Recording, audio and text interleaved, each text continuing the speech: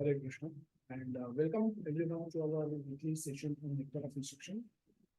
We've discussed about 7 verses, and today we will take 8th verse of Nectar of Instruction. So, Rupa Goswami almost summarizes the entire instruction in this verse and completes the instruction part of this particular part. And what comes after this, the 9, 10, and 11 are the Falashruti. Falashruti is the fruit that we get out of studying this particular book for the glorification of the Lord. So the glorification of the process of the Lord. So that will happen. So let's look at the topic for today's section is a topic for today's session is taming the untamable mind.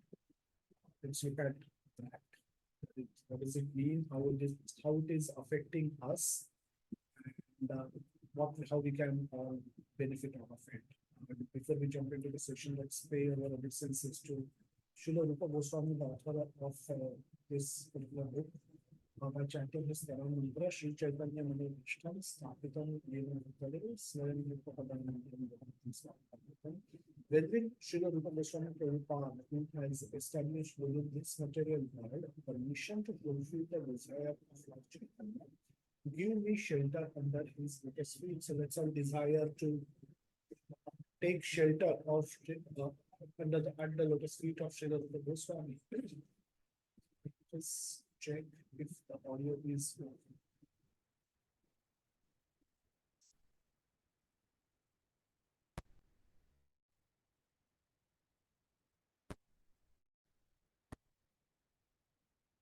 Hare Krishna. This is better.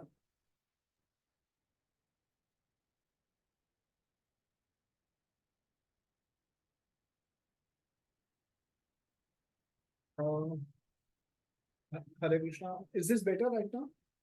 Can somebody confirm? Yes, Prabhuji. Yes, Prabhuji. Okay. Let's move on. I probably was speaking in little low voice. Maybe that's why you don't hear correctly. So that's my. I just kind of trying to maintain my voice or trying to preserve it. I expect this to be a slightly longish class and not much scope I have kept for group discussions. So I'll have to do the bulk of the talking. So I was just trying to preserve my voice so that it lasts till the end. But nevertheless, let's jump right into the book and yeah. Let's try to jump into the book and do a quick recap of what we have studied so far in this particular book. So we have studied up to 7th verses. There's a typo. Just need to correct that. But so Srila Prabhupada wanted all sincere devotees to study this particular book, the Nectar of Instruction. So he included this book in the Bhakti Shastri syllabus. Bhakti Shastri is a degree all of us can do, and it studies basically the 4 book. It's a study of 4 book, and out of that, 2 books written by Sri Rupa Goswami are recommended by Prabhupada, Sri Prabhupada to include it into the syllabus. That is Nectar of Instruction, these 11 verses, small book, and Nectar of Devotion, and along with these 2 books, the other 2 books are Sri Ishopanishad and Srimad Bhagavad Gita.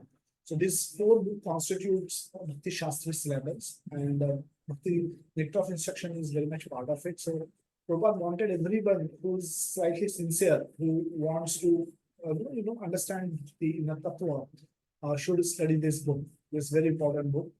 So he is a sincere devotee. A sincere devotee is the one who has understood that Krishna is the goal of life, and bhakti of the devotional service is the only process following which we can get our goal. We can attain our goal by following a process, and that process also has to be clarified.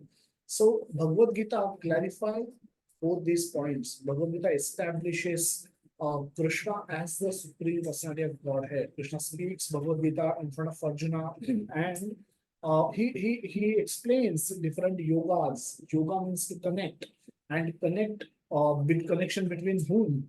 Connection between a devotee and Krishna, and various ways in which a devotee can try and connect with Krishna, which includes the karma yoga, the jnana yoga, dhyana yoga, and ultimately the yoga.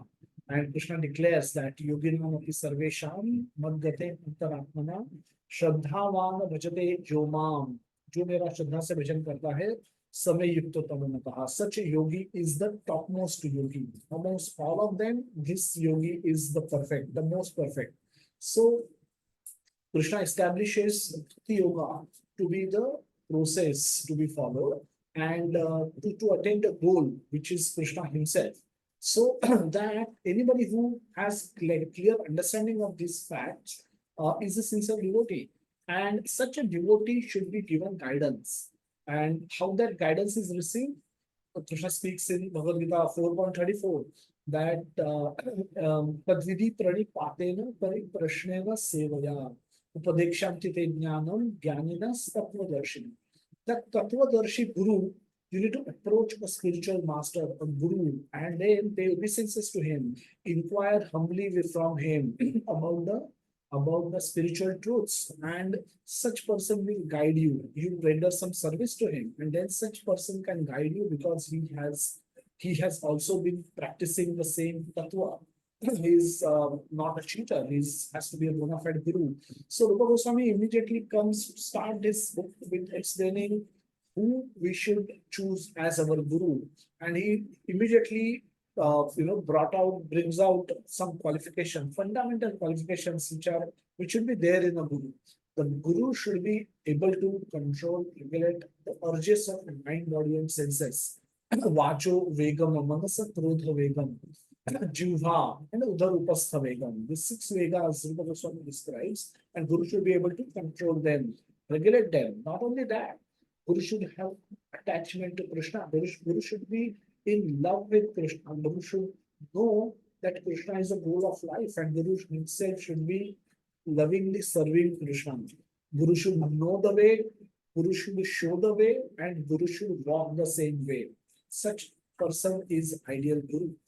And after describing about Guru, Guru will teach us. When we accept such Guru will teach us what he knows. He knows to lovingly serve Krishna. So he will also get us engaged in the loving service of Krishna.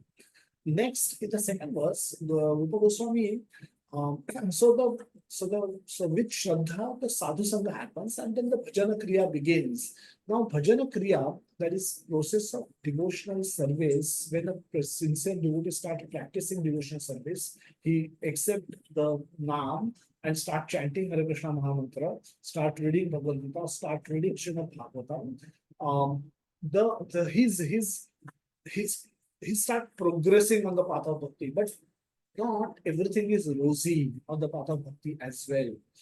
We can do certain activities which can destroy our bhakti. So Rupa Goswami wants to warn us of those six activities which if we keep doing, we might be doing those activities before becoming a devotee, but after becoming a devotee also, if we keep doing those activities, it can destroy our bhakti.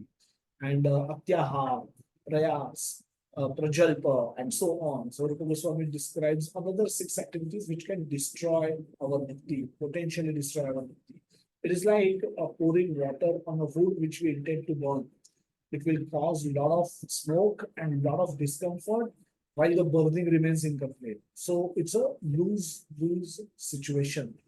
Third verse, Rupa Goswami has described, he comes into the positive zone. Now, after warning devotees of what you should not do if you want to become a serious devotee, Rupa Goswami explains what you should do, which will enhance your bhakti, which will give, which will put your bhakti onto the fast track. And those six activities were described in the third verse.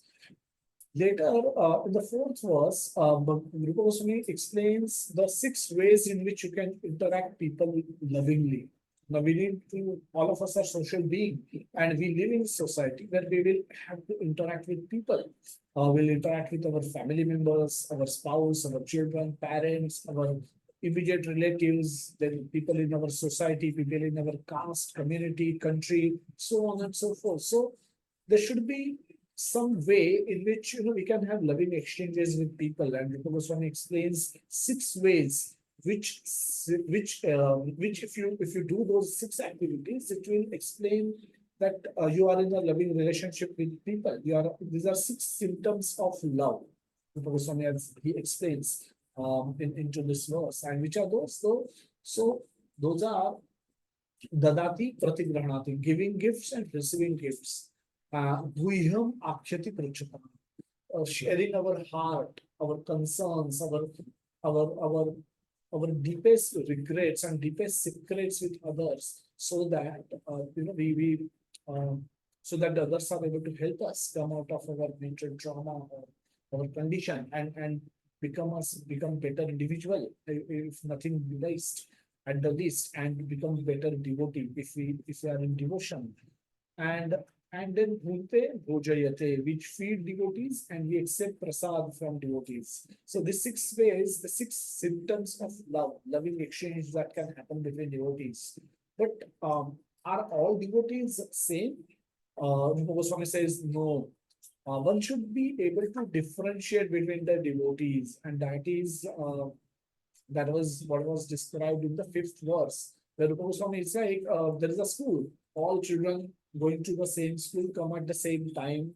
They wear same looking uniform. They carry the same stuff, same book, and same instructions are given to them. Then are all students same? In one sense, they are same, but are all students given same marks? The answer is no, because teacher will treat all students equally, but she will give marks to each student differently. Why? Because there will be reciprocation. There will be reciprocation according to one's level. Teacher will interact with him differently. If somebody is extremely intelligent, teacher will deal with him differently. And someone, if he is not able to catch up in the syllabus, teacher will deal with him differently. And teacher should be intelligent enough to differentiate and then interact with each one of them as it is required. Similarly, when we visit a temple, we see everybody in Vaishnava attire, and it is very naive, very innocent to assume that everyone is at the same level. So in one sense, they are good. That is true. That all are trying to become devotees. That therefore they are there in the temple. They are there with Vaishnava attire, wearing a tilak, wearing a kanthimala, wearing dhuti kurta or sari, carrying a bead bag, trying to chant, trying to do some seva, but not all of them are at same level. So Rupa Goswami says that there are 3 levels in which devotees we can broadly classify devotees: Kanishta Adhikari, Madhyama Adhikari, and Uttama Adhikari. And we should know where we stand, and we should know where others stand, and we should interact with them accordingly. In the 6th verse, Rupa Goswami explains that the spiritual master, we should not see pure devotees by their externals.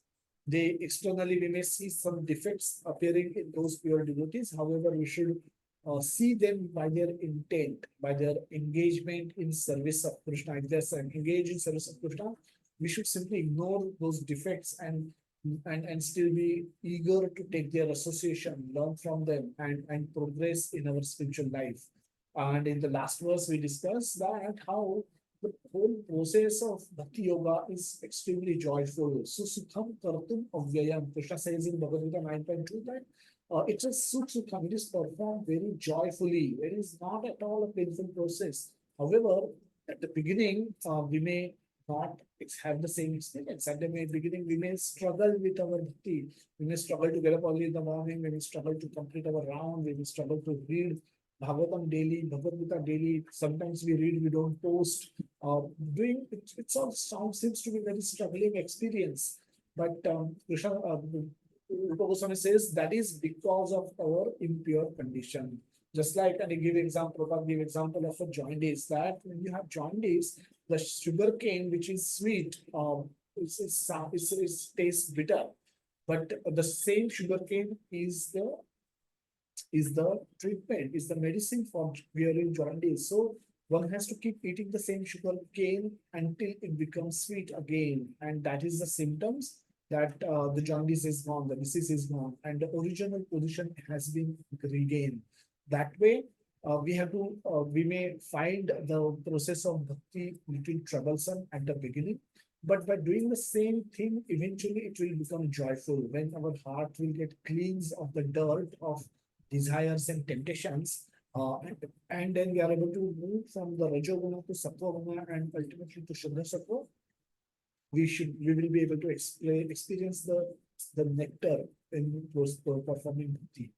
And we'll today talk about the eighth verse. Tan nama rupa charitadi sukirta nadu smarto yaha kramena rasana rasana manasi niyojya atishthen raje tad anuragi jananugami kalam nyada akilam itye upadesha saram.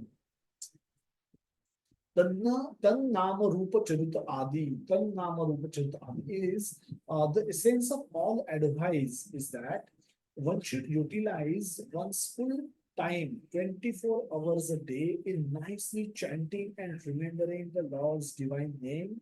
Tad Nama Rupa Adi. Divine name, transcendental form, beautiful form of the Lord, and qualities. Rupa and Guna Adi, and eternal pastimes. The Adi is expanded by Prabhupada in that purport, in the translation. So, the Lord's divine name, transcendental form, qualities, and eternal pastimes, thereby gradually engaging one's tongue and mind in the service of the Lord. In this way, one should reside in Raja. Raja is Golok Vrindavan Dham and serve Krishna under guidance of devotees. One should follow in the footsteps of Lord's beloved devotees who are deeply attached to his devotional service. So, this is the sum and substance. This is the as Rupa Goswami said, Upadesha Saram. Sar matlab the sum and substance of all the Upadesh, all those instructions which were given. This is the sum and substance of that, a summary of all that, the essence of all the advice, as Prabhupada rightly translate, is that one should be engaged in remembering Krishna 24/7. One should be engaged. How will we remember? Uh, the Shravanam, Kirtanam, Vishnu Smaranam. The Smaranam, Vishnu Smaranam is third process, third limb of the overall nine limbs of devotional service. This is now number 3 because it has to happen after the Shravanam and Kirtanam. So Shravanam and Kirtanam, the number 1 is Shravanam and number 2 is Kirtanam. Shravanam also includes reading of scriptures, reading of Bhagavad Gita and Bhagavatam. And Kirtanam is Sankirtan, doing japa and doing or speaking about Lord, glorification of Lord. If we are engaged in these two activities, they will lead to Vishnu Smaranam, remembrance of Krishna 24/7. And for that, Krishna has provided us with a lot of input, what are the inputs? His name, the glories of his names are available in form of various books. The name is tasted by acharyas and then they describe how nectarian this name is. And the name, the transcendental form is described by acharyas because they find Krishna extremely attractive. And they see Krishna in the spiritual world, they are seeing Krishna's form in the material world, and they are able to describe Krishna's beauty. So his pastimes are manifested by his different incarnations. Whenever he keep coming to this planet to do perform pastimes, and those pastimes get documented and discussed amongst the devotees, and that's become the subject matter of Shravanam and Kirtanam for the devotees, and thereby gradually engaging one's tongue and mind into the service of the Lord. Now, this is extremely important, the tongue and mind. And this is where the rest of the class is going to get focused. So, request everyone to pay attention more, and then probably if you're joining from phone, don't take any phone calls because if you get disconnected, you may miss, and when you will join back, you might not, you may not be able to keep up the pace. But nevertheless, I request you to still come and hold on until we complete the discussion. So in this way, we should reside in Raja and in the Golok Vrindavan and serve the devotees under the serve Krishna under the guidance of devotees. So let's look at what Prabhupada says in the purport. So Prabhupada starts the purport with a very striking note. He brings so the if you see what will prevent us from remembering Krishna 24 by 7, from doing engaging ourselves in the in the for nicely chanting and remembering Krishna 24 by 7. The biggest hurdle for us to do this, biggest obstacle for us to do this is our mind. Because that this is where the Prabhupada brings the focus, and this is with this only he begins his discussion of the purport. Since the mind may be one's enemy or one's friend, one has to train the mind to become his friend. So this is not a natural position. It is not very natural for our mind to be our friend. It's like mind is like a tool given to us by Krishna, and we are supposed to utilize this tool to go back to Krishna ultimately. And mind is extremely complex. We'll see how complex mind is, but this mind, it's like a you have to train you have to train this mind to become your friend. And naturally, mind currently in its current stage, it's not our friend. So we'll see what does it mean. This comes in the Bhagavad Gita, 6th chapter, 5th verse. And where 5th and 6th verse, where Krishna says that you should make mind your friend. Otherwise, it becomes your greatest enemy, not some enemy, greatest enemy. And that kind of and you can't live without your mind, which means you will end up living the rest of your life with your greatest enemy. So how can you be happy? How can you be peaceful? Um, how can you enjoy, even if you wish to? You will, the suffering is unavoidable. When you are living with your enemies, they're not here to give you comforts and peace and happiness. That's not enemies do. Enemies will torture us. Enemies will make our whole life comfortable, will give us pain.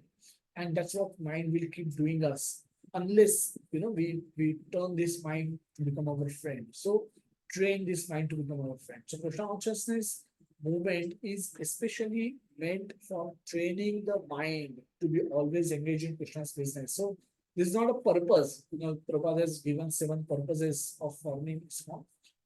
But Prabhupada made a very bold declaration here that the whole movement, the whole Krishna consciousness movement, the whole process of Krishna consciousness, establishing temples, printing books, distributing books, reading Bhagavad Gita, studying Bhagavatam, doing japa in the morning, doing sankirtan throughout the day in the temple, on the street, and rendering service to Krishna, remain engaged in serving Krishna, Krishna's business. Prabhupada, it's a very beautiful word. It's always engage in Krishna's business.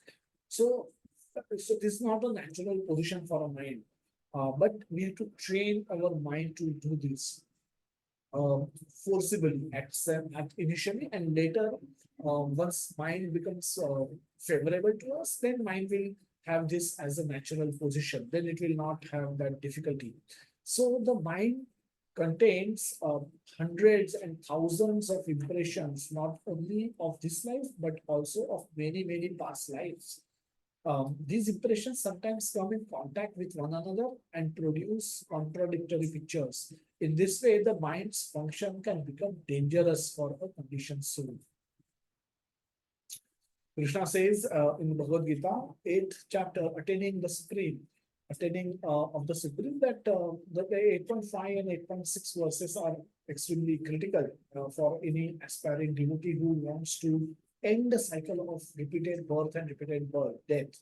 So the Janma Mrityu Jara Vyadhi, Krishna says in 13th chapter of Bhagavad Gita, that these are the real problems of life.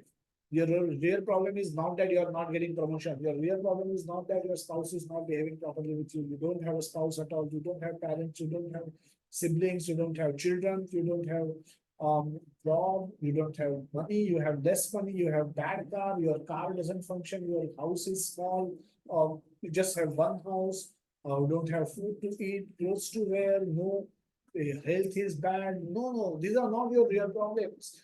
These problems comes as an outcome of the karma that we have performed.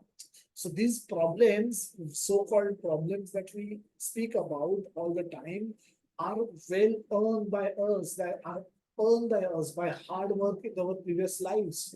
So the real problem is our repeated cycle. We are caught up into the repeated cycles of birth and death. And the only way to exit end this cycle is by remembering Krishna at the end of our life and going back to Krishna. So Krishna speaks in fifth verse of 8th chapter, says that Antapalicha mam evam smaran muktva kalevaram yah prayati samadbhavam yanti nasti atra sanshaya. Krishna says that, and whoever at the end of his life quits his body, remembering me alone, mam eva, not anybody else, not any demigod, not Indra, not Brahma, not Shiva. I have to remember Krishna alone. At once attains my spiritual nature, my nature. Of this, there is no doubt. And Krishna then makes a general statement in 8.6, Yam Yam Vapi Smaran Bhava, Tejantyante Kalevaram, Tantam Eveti Kaunteya Sadaka Bhava Bhavitaha. So, whatever state of being one remembers, when he quits his body, O son of Kunti, that state he will attain without fail. So, the quitting the body in both these verses, the common theme is at the moment of giving up our body, quitting one's body. So this event that we describe as death in the common parlance is the most important event of our life. We don't even know it, and we don't know anything about that. We consider our birth of a newborn, birth of a child in our family as very auspicious event. Then we take that child through different samskaras, the name giving ceremony, the annaprashan ceremony, then there could be upanayan ceremony, then marriage, engagement, marriage, and then they produce offspring, they have children, and so on and so forth. So the life goes on like this. But we don't consider death as one of the samskara, as a turning point in our life, which has ability to decide our next life. And so hence, because there is no focus on death, we don't know what we need to do at the moment of death. We know if one is getting married, we know what to do during that event, because we know what to do there, and but no one has given us spared a thought as to what one has to do at the moment of our death, and what should be our consciousness, what should be our thought, what we should be doing, what we should be thinking, what we should be remembering. Krishna gives that information. That's why it's a manual for life. Because in the life, the death is inevitable, inevitable. Everybody will die. Whosoever has taken birth will die. Jatasya hi dhruvo mrityu, dhruvo janma mritasya cha. Krishna speaks in 27th verse of second chapter that death is unavoidable, and it is unavoidable for the body. No hanyate hanyamane sharire. The body will get hanya will happen to the sharira, not to that element which is driving that sharira. So that is extremely important. And Krishna is explaining here that at the moment of death, you have to remember me, and then you will attain me. So Yam Yam Vapis Maran Bhava, and then makes a general statement, but whatever state of being you will remember at the moment of death, that nature you will attain. Of this also there is no doubt. So Prabhupada writes in the purport that at the time of death, the mind and intelligence of a living entity creates the subtle form of a certain type of body for the next life. If the mind suddenly thinks of something not very congenial, one has to take a corresponding birth in the next life. On the other hand, if one can think of Krishna at the time of death, he can be transferred to the spiritual world, Goloka Vrindavan. This process of transmigration is very subtle. Therefore, Srila Rupa Goswami advises devotees to train their mind in order that they will be unable to remember anything other than Krishna. You train your mind in such a way that you will have no other thought but Krishna, or you will think only about Krishna and nothing else. Now, this is a part of training, and that comes in the seventh verse of the eighth chapter, where Krishna says, Tasmat sarveshu kaleshu mam anusmara vidyacha. That Arjuna, perform your prescribed duties by remembering me all the time. Tasmat sarveshu kaleshu mam anusmara. My remembrance should be unavoidable to you. And by remembering me, perform all your prescribed duties. You could be a student, you could be a family holder, you could be a householder, you could be a housewife, you could be a parent, you could be a grandfather, a grandmother, a child, whoever you are. You have to remember Krishna. You will have certain duties in whichever ashram and varna that you may be belonging to.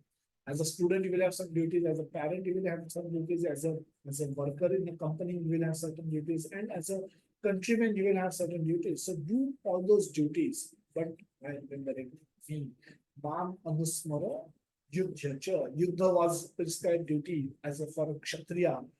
And that was Arjuna's duty. So we will have our duties. So you can complete the sentence, Mam Anusmara, go to office and work for maintenance of your family. Mom, tomorrow, if I'm a student, I will say go to college or school and do your studies by remembering Krishna for becoming a better person, eventually taking up devotional service. So that mom, tomorrow, whatever comes next is whatever we are busy with today. So this is the transmigration. This is very subtle. And Bhagavad Gita speaks elaborately on this particular topic. No other book in the world will give this information to you that do we really go to another body, or is it just one life? And at the end of this life, we all go to either hell or to heaven. What is the reality? And Bhagavatam gives example of those realities. Bhagavad Gita tells the principle, and Bhagavatam gives the example. And we'll study one such example of life of Bharat Maharaj. And this is comes in the fifth canto of Bhagavatam, eighth chapter. And the Bharat Maharaj, this is describes the activities of Bharat Maharaj, that he's a very, Bharat Maharaj was the eldest son of Rishabdev. And after Rishabdev, he gets the kingdom. And because of his name, this Varsha is called Bharat Varsha. Very exalted devotee, very elevated devotee. But he fell down due to his attachment to a young deer.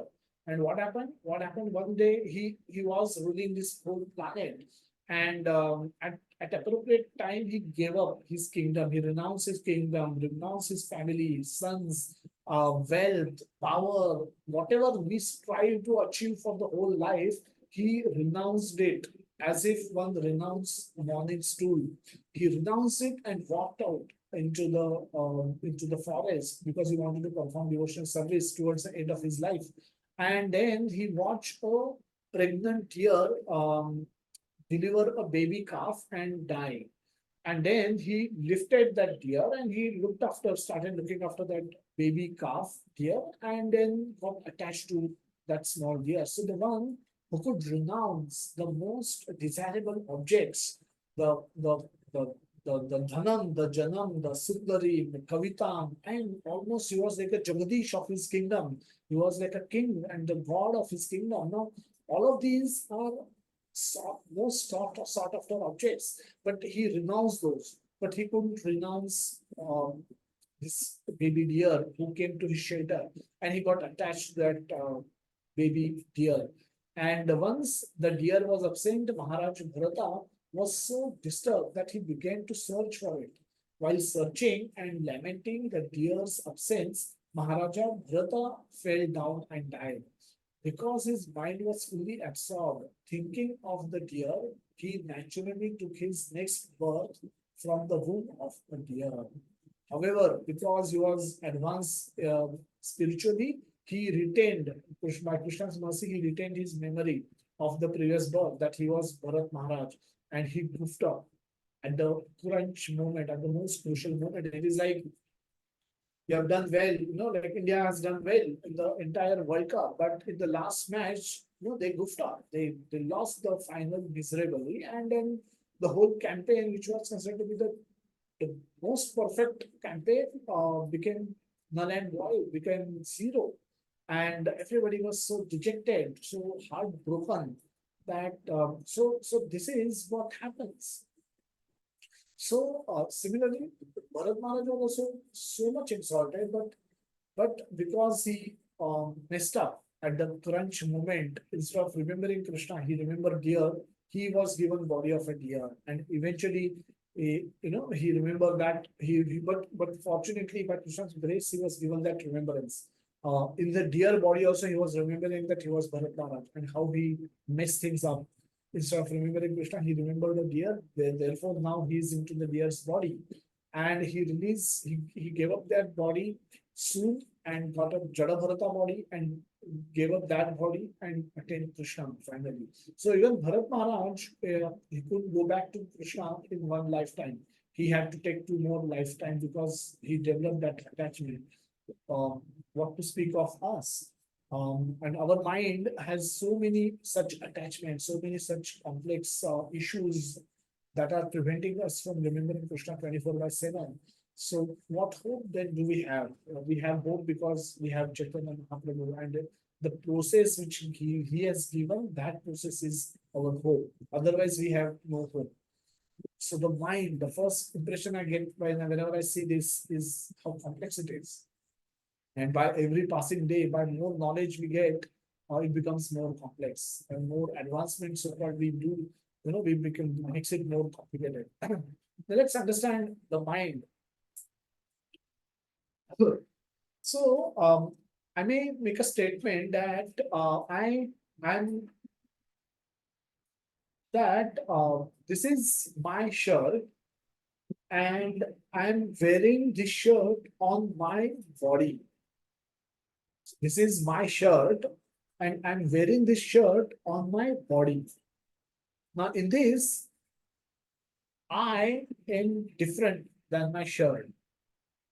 I am different than my shirt. That's what comes out. That this is my shirt and I'm wearing this shirt on my body. And so my shirt and my body, all three are distinct entities. Similarly, this I is nothing but the soul who is in the center. The soul by nature is Satchit Ananda. These are the characteristics of soul. So soul is eternal. Soul was never no hanyate, no the hanyate no manishyote. The verse begins with na jayate mrite va kadachit nayam bhutva bhutava va bhuya. न जायते म्रियते वा कदाचित. It has never taken birth and it does not take birth and it will not die. There is no death also for the soul. The spiritual spark within our body is my true identity, is my real nature. That is me. Now I have a shirt. I'm wearing my shirt on my body. Now my shirt is visible from externally. My body may not be visible. So my body is a subtle body. Now here in this example, you'll see the soul is covered by subtle body. The subtle body is made up of mind and intelligence and false ego. Now this subtle body helps soul to interact with the world. So mind is a gateway through which soul perceives the world around us, and soul may have a desire to see.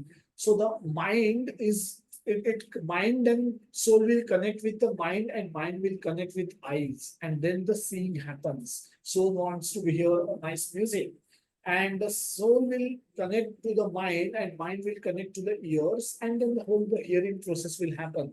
So this is what happens. This is how the soul functions. Soul utilizes the mind and the gross body. The gross body that is made up of the five elements of nature: the earth, water, fire, air, and ether. And that is like my shirt. My subtle body is like my body inside the shirt. And the spirit soul, is my real identity. So there are three.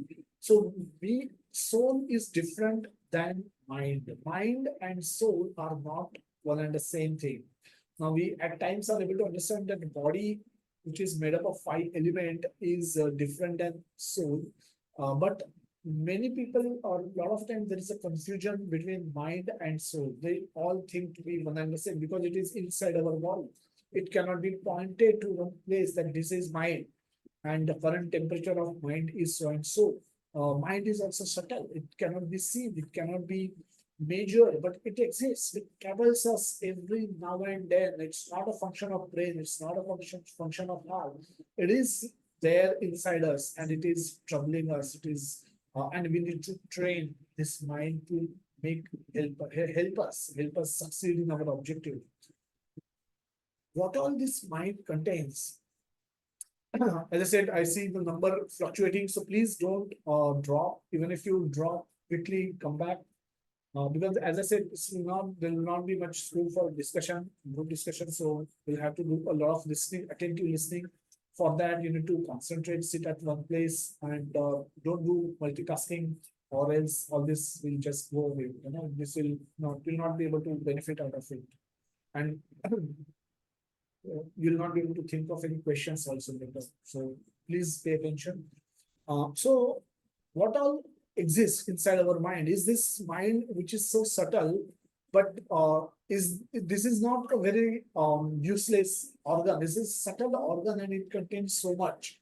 It contains all our desires. What kind of desires we have? We have desires to enjoy using five senses. We have desire to see. We have desire to touch, to experience, to hear, to smell, to eat, and we have subtle desires. We have desires to possess. We have desire to control. We have desire to own things. We desire respect, honor. We desire love, and we desire service. Sometimes we love to serve. So all those desires sit inside our mind. There's no other place where they're not part of blood.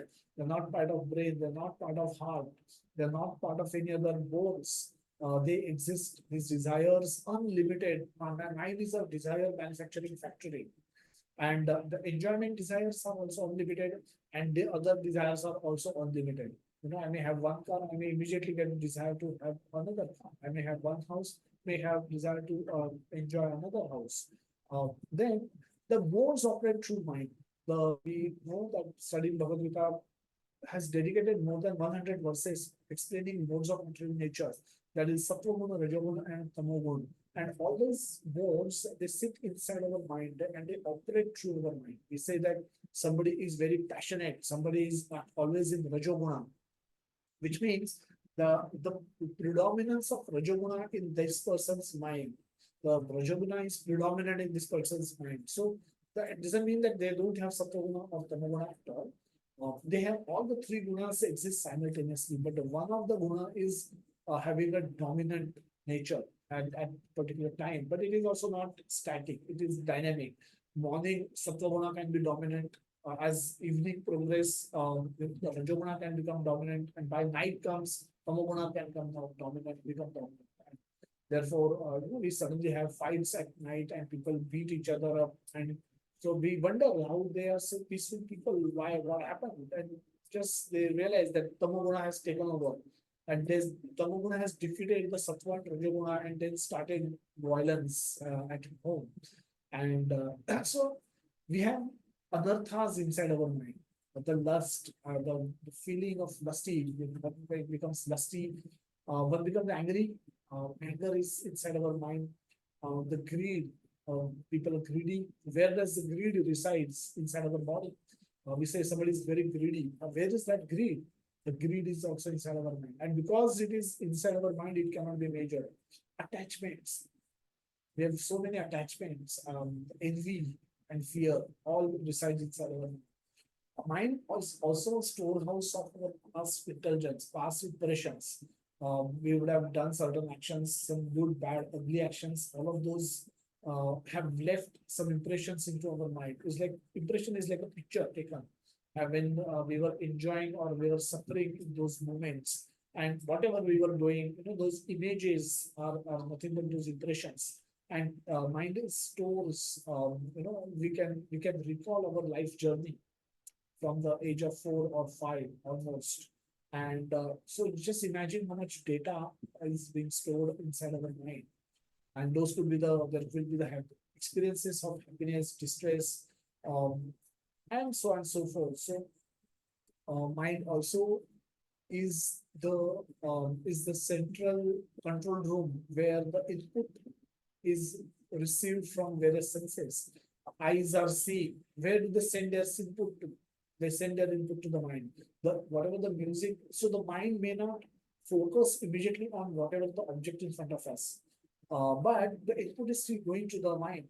And the moment mind perceives this object to be interesting, suddenly it puts its focus on that particular on the eyes, and then the seeing becomes more focused. Similarly, hearing.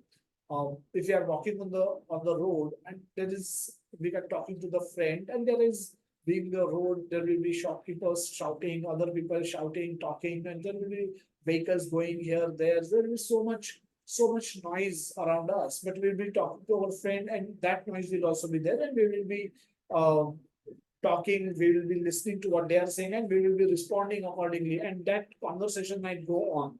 Suddenly, we may hear a honk of a car honking very nearby, and that loud noise may catch our attention. Our mind may choose to focus on that noise, and then immediately we will try to see in the direction from where that noise is coming, and we will realize that, oh, we are standing in the middle of the road and the car came running, and I had to brake just to protect us, and then that's why they are honking, asking us to move away, or go to the other side of the road. And so our mind will then focus on what it finds interesting, and that's how it functions. Why to train and how to train the mind is what we will discuss in the rest of the session. So yoga, as explained in Bhagavad Gita, means to connect soul with Krishna. And mind wants to remain disconnected with Krishna. Krishna, Surya Sama, Maya, Andhakar. There's a beautiful verse, the Chaitanya Charitamrita, which says that Krishna is like sun and Maya is like Andhakar, is like darkness. And wherever there is Krishna, there is no authority for Maya to exist. Maya, the sun and shadow cannot exist together. Where there is sun, there cannot be any shadow, and where there is shadow, which implies that the sun rays are not reaching to that place. And so, if one uh, wants to be in shadow, then he will ignore the sunrise. He will stay away from the sunrise. So mind wants to remain disconnected with Krishna, because then it can remain in darkness of Rajoguna and Tamoguna. Rajoguna and Tamoguna, what does happen there? We act only for the pleasure of our senses.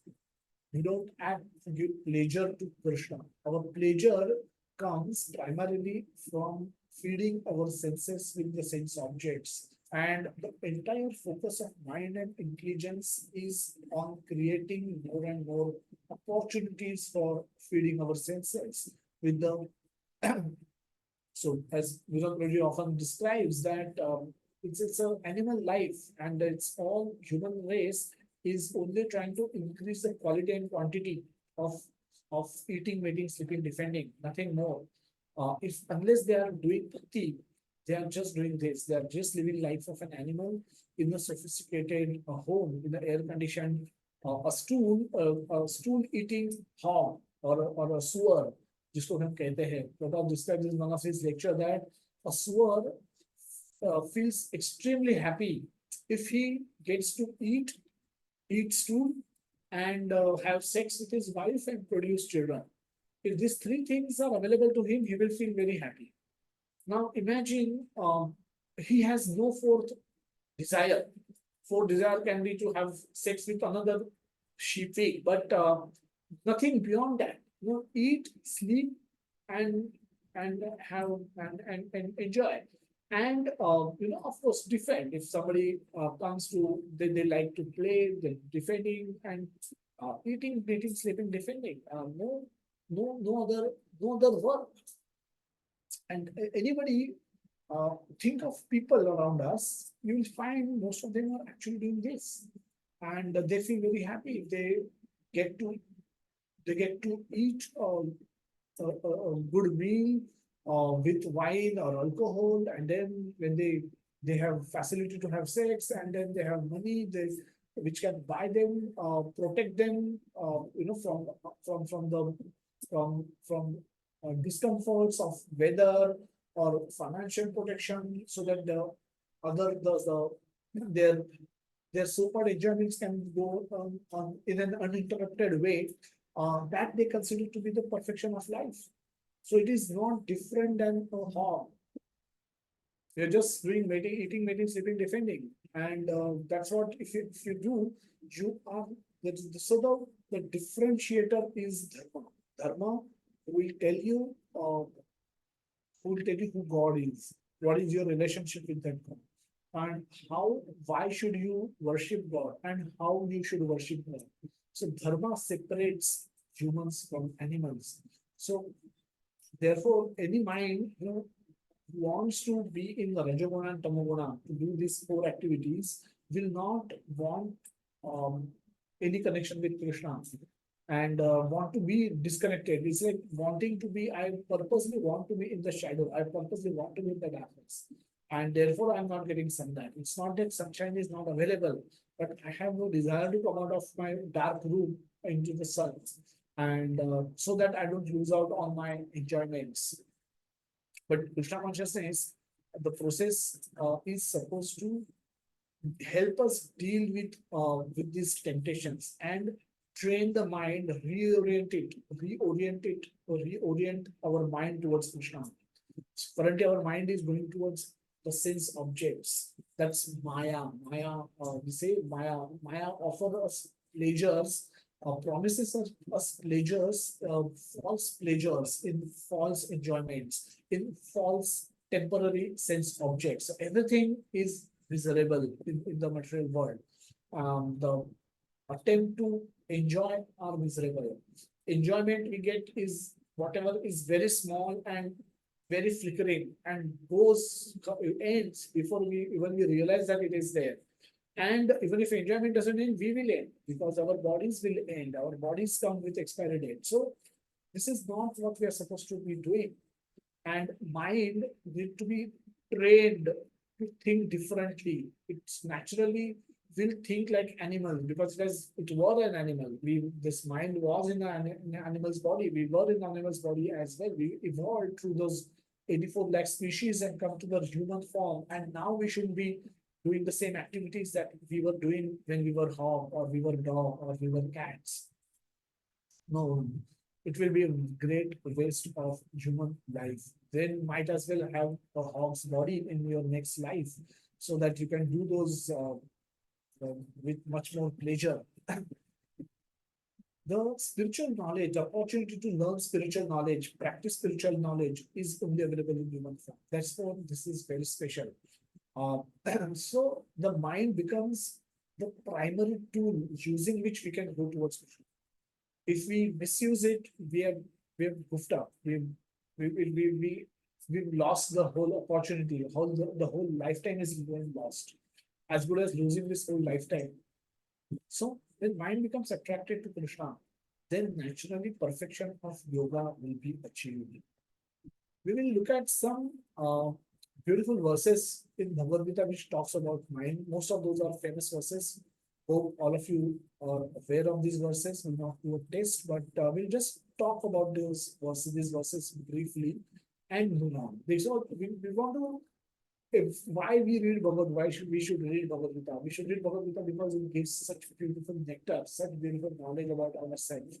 And if we don't remember this every day, suddenly we will not know when we have forgotten this. This is not learned once and remembered forever. It can happen for some people, but for most people, it will not happen. And hence, we should be revising this knowledge. So at the beginning of Bhagavad Gita, Arjuna says, Pruchami Tvam Dharma Samuha Cheta. My Cheta, my mind is confused about my duty. What is my duty? my dharma, what is my dharma? Puchhami tvam dharma sambuddha cheta. Dharma is what is my duty. And sambuddha cheta is bewildered state of mind, confused mind. I have lost all my composure. Do we get into this similar condition? This is how Arjuna was describing his own condition after speaking in the predominantly in the first chapter, where he is lamenting because they are desiring to fight and kill their own relatives for the want of that kingdom. And then this is where he surrenders to Krishna, saying that you tell me what is best for me. I am your disciple. Shishyaste aham shadhimatram prapannam. Please instruct me. Then Arjuna was given instruction to tolerate.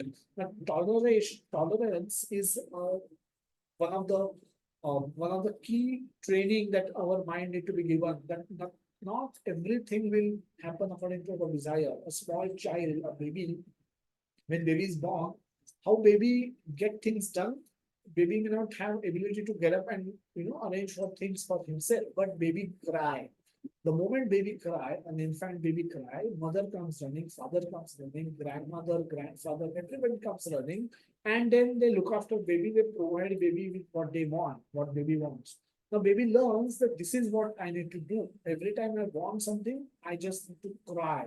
And then baby cry, baby that works till the age of 4 and 5 and 6, and suddenly you have another baby popping up in the home, and or something else where people are now distracted. People will not pay the same attention. Now the baby suddenly is realizing that I'm not the center of this home. No more. That facility is probably long gone. Even if I cry, I may cry for 1 hour, and nobody, at the end of 1 hour, somebody may come and ask me what is happening, what do I want, and that's not, and that is also doesn't guarantee that I will get what I want, because I'm not in control. Now I can't get whatever I desire in this life, in this world. At a very early stage, one learn this. So unless one's consciousness is properly directed, one will be very, very disturbed. One will feel very disturbed at this stage, because up till now, whatever we wanted was provided to us. And suddenly, if we are not given what we want, it's a disturbing stage of our existence. And it will be, if babies will be frustrated, baby will be frustrated, it will show tantrums, and it will try and catch attention seeking mentality, and all those things, it will start doing it. But what it needs to do, it needs to tolerate, because this is what is going to happen to him for the rest of his life. The 14th verse of Bhagavad Gita, Krishna says, Arjuna, tolerate. Because in the performance of your duties, there will be matra sparsha sukante, shitoshna sukha. There will be shita and there will be ushna. Shita and ushna, sukha dukha, both will come. And the good time will come, bad time will come, and ugly time will also come. So, Arjuna, tam stitik shasva bharata, you tolerate, learn to tolerate them. So this tolerance is also a part of training our mind, that not everything will happen according to our wishes.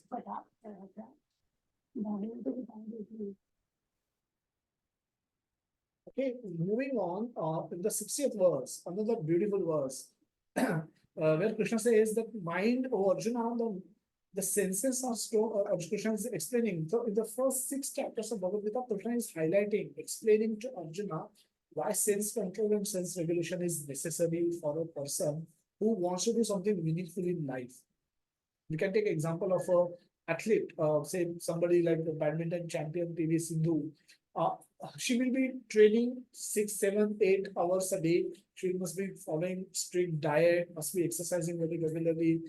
So there is a lot of sense control and self control that she's exercising, because of which she's able to maintain her fitness, her health, and perform at the top of her game. And so sense control is necessary. And Krishna says that this sense control, the objective of this sense control for PV Sindhu is becoming #1 badminton player in the world, win a particular tournament, win gold medal, earn a lot of money, or whatever. Now, Krishna says that the objective of controlled senses that you are doing, why you should control senses, the first chapter, Krishna is a professor of sense control. And later, the 7.1, Krishna gives the objective of that sense control. You should control senses because you should get your mind attached to me. If your mind, your senses are not controlled, the senses are so powerful, so strong that they can carry away mind even of a man who is trying to control them. What to speak of those who are not even aware that senses need to be controlled. Uh, the senses are very strong, but if the mind focus on one of the senses, it can forcibly kidnap even your intelligence.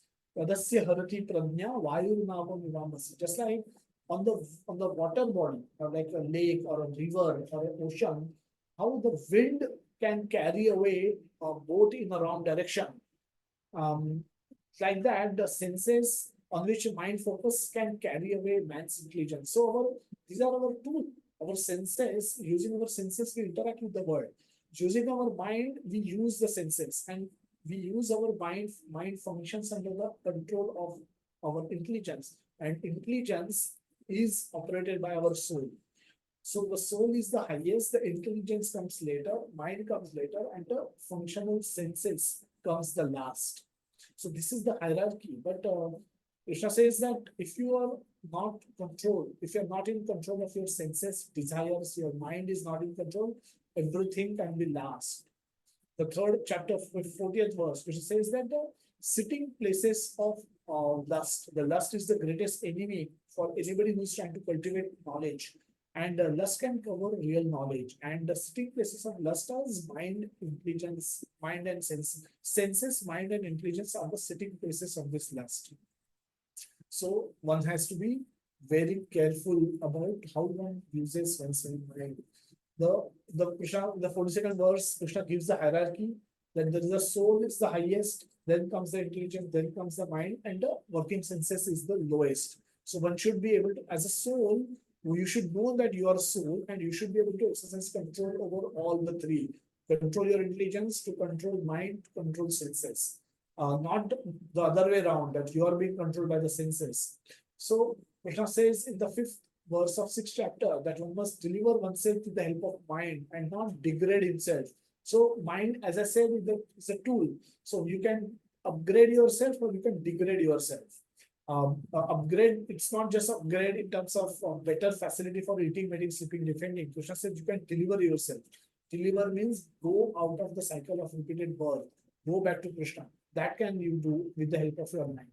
Or if you are unable to control your mind will degrade you. You can go back into the animal species. Next time Bharat Maharaj became deer, we can become a dog or a hog or a cat. And continue to in the process of the cycle of evolution. So the 6th verse, Krishna says that one has conquered the mind is the best friend. And if you fail to do so, remains your greatest enemy. 34th verse, Arjuna again asked Krishna a question that mind is restless. Chanchalam hi Krishna pramati balavadridham. Chanchal Chanchalam hi mana Krishna. Pramati is mad. And Balavad is very strong, and Drinam is very determined, obstinate. It doesn't listen to me so easily. Even if I'm trying to tell my mind, don't do this, mind says, nothing doing, I'm going to do this, do whatever you want. That kind of conversation happens with my mind. What do? He says, I can control raging wind, but I cannot control my mind. Krishna says, Asamshayam hi mahabaho. Undoubtedly, it is very difficult to control restless mind. But by bhakti yoga, you can control it. By engaging one's mind in bhakti, you can control it. And that's what Krishna is going to recommend later in the Bhagavad Gita.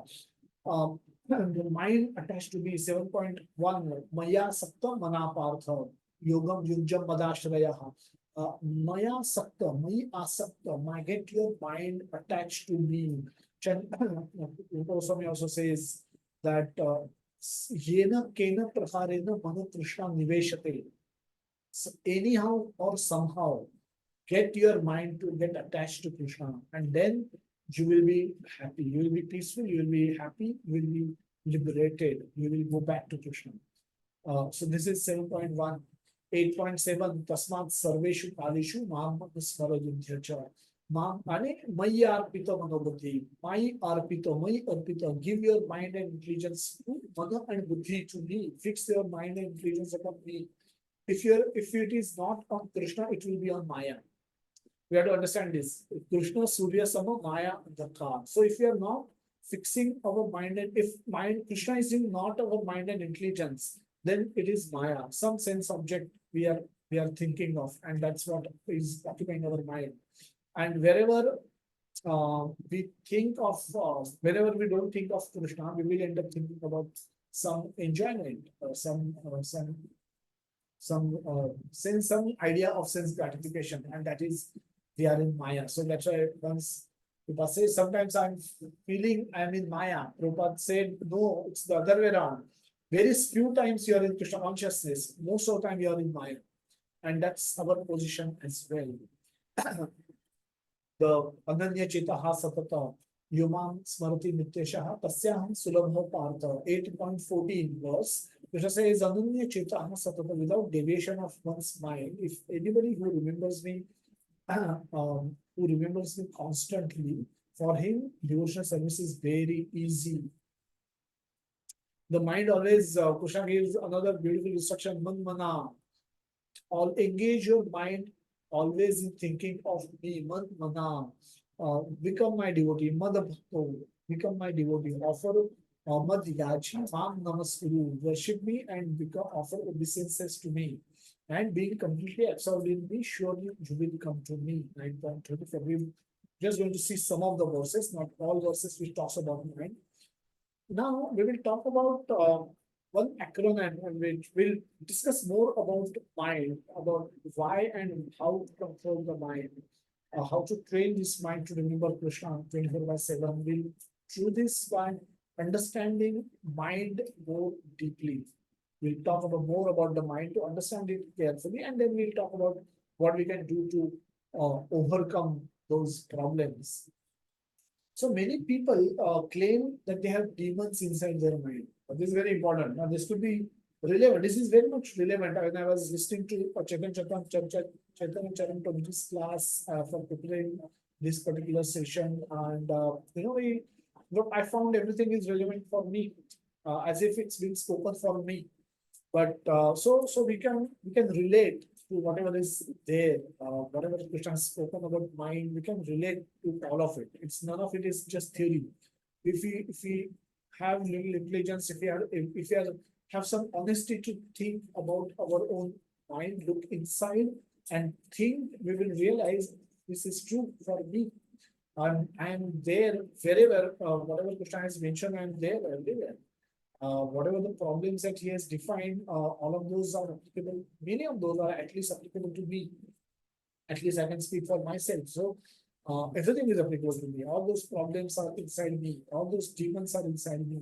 So many people claim to have demons inside them, inside their minds, and sometimes those demons forces them to do things which they regret later. We sometimes speak very harshly with people, suddenly get angry, show anger, suddenly become violent, either verbally or violent, abusive, verbally or physically at times, and then we regret later. Oh, why did I do that? Shouldn't have. Oh, I overreacted. I shouldn't have done that. Whatever.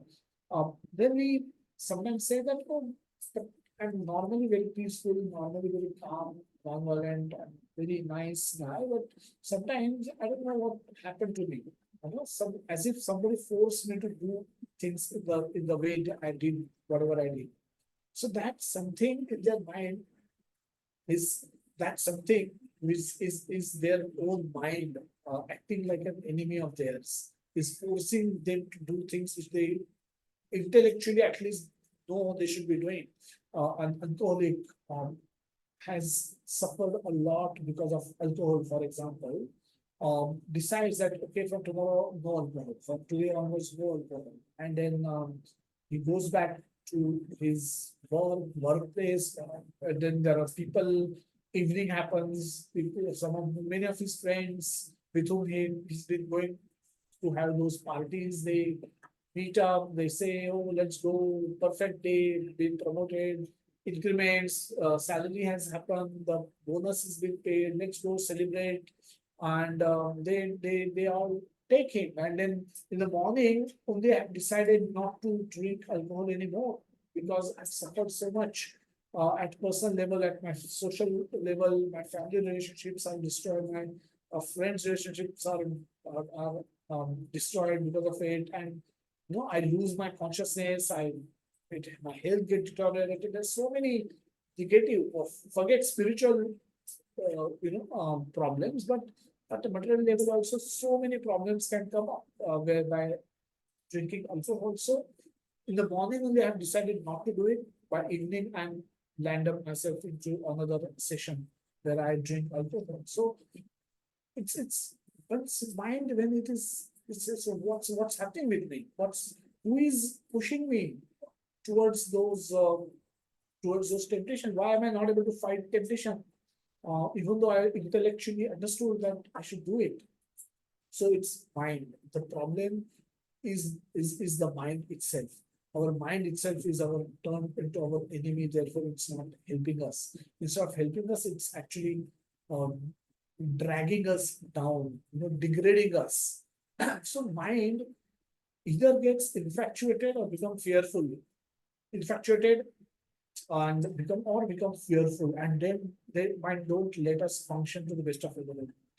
By drinking alcohol will be half that day is gone, next day half day is gone in recovery, health is gone, money is gone, relationships gone. I may have fights on my way back. I may not get caught by police again, some penalty. So it's a lose-lose situation. And while drinking also, I may get into verbal abuse with my friends with whom I'm drinking. I may debate and fight on the table itself, end up exchanging some few punches with people with whom I went to party, and what all can go wrong? 100 things can go wrong. So, my the morning realization doesn't stay with me by evening. I end up doing the same thing again. So, temptations can overpower us in two ways primarily. Externally, some tempting object comes up in front of us and we go for it. Like externally, the people suggested him to come for a party because why people suggested, because he's always been doing parties with them. So there is a history attached to it. They have been doing like that for years, maybe for months, maybe many times they must have gone. So because friends know this, they invited him and then he fell for it. But even if there is no external impetus or there's no external temptation, but suddenly having drank alcohol myself for few years, there could be some taste, there could be some uh, pleasure that I might remember that I have experienced in past, and suddenly that desire comes up. Now there's no external stimuli, but internally a desire is popping up into my mind, and because of that I'm craving. I start craving for taking alcohol, and then I go and have that alcohol. Even if externally there is nobody pushing me, but internally the push comes from this time inside. So temptation can come from two ways: externally or internally. And both ways, if we are unable to, if our mind is not alert, if we're not able to catch hold of that aspect, we will end up falling for that temptation. So um, said that look at the mind before you look with the mind. If you remember the our own design, that there's a soul at the center who is covered by mind, the subtle body, which is then covered by the gross body. So the soul, is covered by this gross body and in this shirt. This gross body equate this with like a mind, the subtle body, and then this shirt is like my gross body. But there are three layer system that you have to imagine. So we have to look at the mind before you look with the mind. We have to look at the outside world with our mind anyway. But we must when the suggestion should come from the soul, not from the mind. Before we should when the mind is telling us something, we should be very careful. Don't listen to whatever suggestion comes from mind at its face value. Don't take it at its face value. Evaluate. Is it right to do or wrong to do? And if do only if it is right, and that for that you should have a reasonable control over your mind. You should have capacity to say no to your mind. Mind can ruin our spirituality, but materially also it can ruin somebody's, destroy somebody's career. If the same PV Sindhu starts eating thrice a day without discrimination, she has a lot of money. She can buy a lot of things and eat ice creams every day. And suddenly she will find herself out of shape, or weight is gaining, movements are slowing down, no more able to win the crucial points. Eventually, don't even waste. Eventually, she may stop winning at national level also, and eventually may stop playing the game itself. So, her what she considered valuable, her career, the number one position in the world, in the badminton world, all of that can get destroyed if she is unable to control her mind. What to speak of spirituality? We cannot do any spirituality if there is no systematic training received to control our mind and senses. The senses, mind, and intelligence. If that training is missing, nobody can become spiritual. Nobody can get any benefit out of any spirituality. That's very clear. So we're going to look at an acronym called MIND, and MIND is the four letter word. It's a M is magnify the problem. What does this mind do? How this mind trouble us?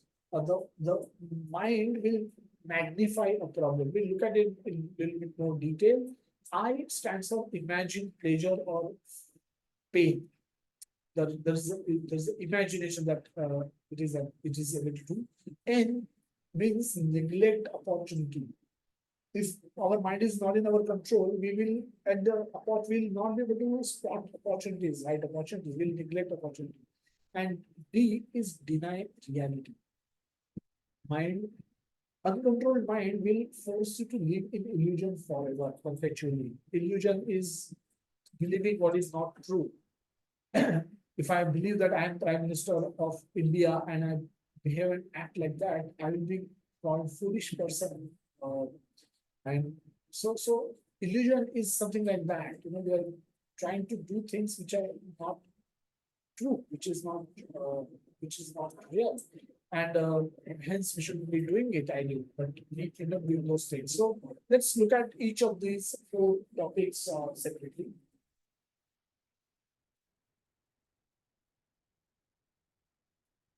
Mind it stands for magnify the problem.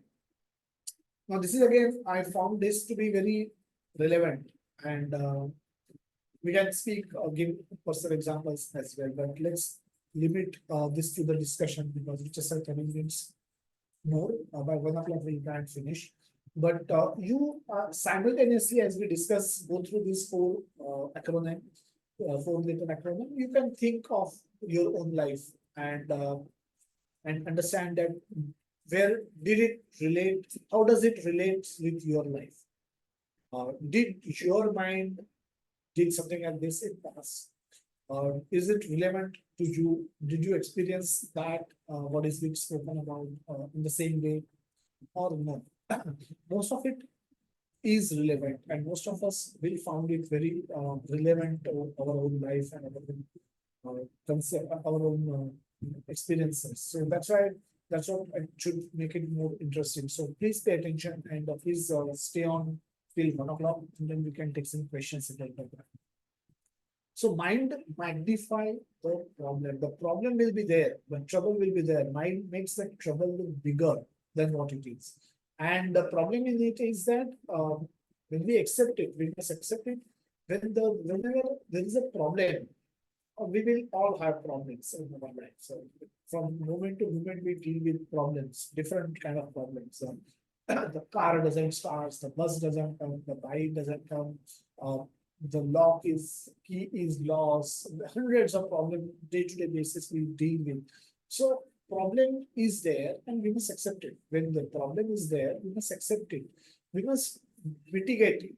deal with it to the best of our ability. Mitigation is doing best what we can in a given situation. In every situation, there is something that we can do. There is no situation that we will be in where we will have nothing to do. Uh, Very rarely there could be some situations like this. So, first of all, you must accept the problem as it is. That yes, I have a problem. Deal with it to the best of our ability and tolerate it. Even after that, we are not able to solve it. The tolerating. The tolerance is taught by Krishna at the very beginning of Bhagavad Gita, from 14th verse.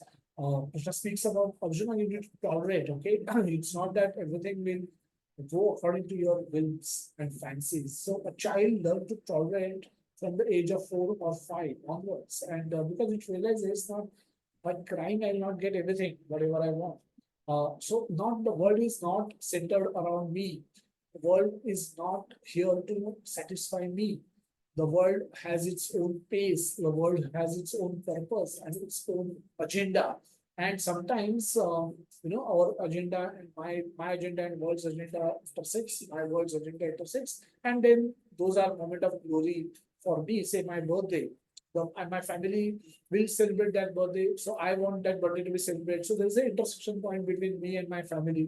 And but otherwise, they will have their own priorities. I will have my own priorities, and those two may not intersect, and therefore, um, at times things will not happen according to my desire, and I just have to tolerate. I may not have little god sabzi, but somebody, 5 other members in my family likes that sabzi. So as a child, I will be given that luxury of not eating, or they may make something different for me. But as I grow, I'll be forced to eat that. Just have to tolerate it. This is a very simple example. Right from the early stage, we learn to tolerate also. So accept the problem, deal with that problem to the best of our ability. If nothing works, then tolerate it, whatever it is. If it works, great. If it doesn't work, tolerate. There will be some suffering, there will be some pain. And that's the nature of the world. So one should know how to tolerate as well. Very important. So by thinking and overthinking, now this is one question I keep getting um, from many devotees, that we have a problem of overthinking. And so let's talk about this a little bit more. By thinking and overthinking about the problem, it becomes bigger and we become smaller in front of the problem, which makes us feel hopeless and weaker. This is the outcome of overthinking. By overthinking or thinking, giving it more time than what is necessary, we are just making that problem to look bigger and us smaller. We become smaller and problem become bigger. Now we obviously have to think about a problem in our life. So if you have lost keys, we have to think of what needs to happen. If I don't like bitter gourd sabzi and I see this bitter gourd sabzi is being cooked, I need to figure out what am I supposed to do. I have a problem in my hand. Because I know I'm older enough. They're not going to make a new sabzi for me. So this is what it is. I have to eat it. Now, so I have a problem in my hand as an individual, and I must now deal with it the best of my ability. Maybe I can add some sugar into that bitter gourd. Maybe I can take 2, 3 side dishes, maybe a sauce, a chutney, or something else which is of my choice, a jam or something like that, so that I can mitigate the taste of bitter gourd. But if nothing works, this is the only thing. I'm sitting in the office and no other place, no nothing else I can order, and then this is the only thing that I have to eat. I have to eat it. I have to tolerate it. So by thinking, we have to give proper thought. We have to think about a problem. It's not that it's we don't have to act mindlessly.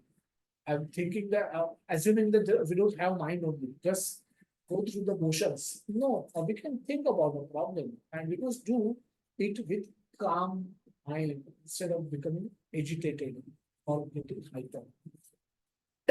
Most of the time when we are faced with a problem, we become hyper, or we lose our mind, we lose our cool, we lose our calmness, and then with that agitated mind, whatever we think, we'll be thinking either in the Rajoguna and Tamoguna, and the outcome is not likely to be very good. When you think, we should be thinking in Satvaguna. And then you will be able to evaluate, discriminate properly, evaluate properly, and come to the best conclusion possible. And that will be beneficial to us. Our goal in life is not to become problem conscious. We must become Krishna conscious. And don't tell God how big our problem is. Tell problem how big Krishna is.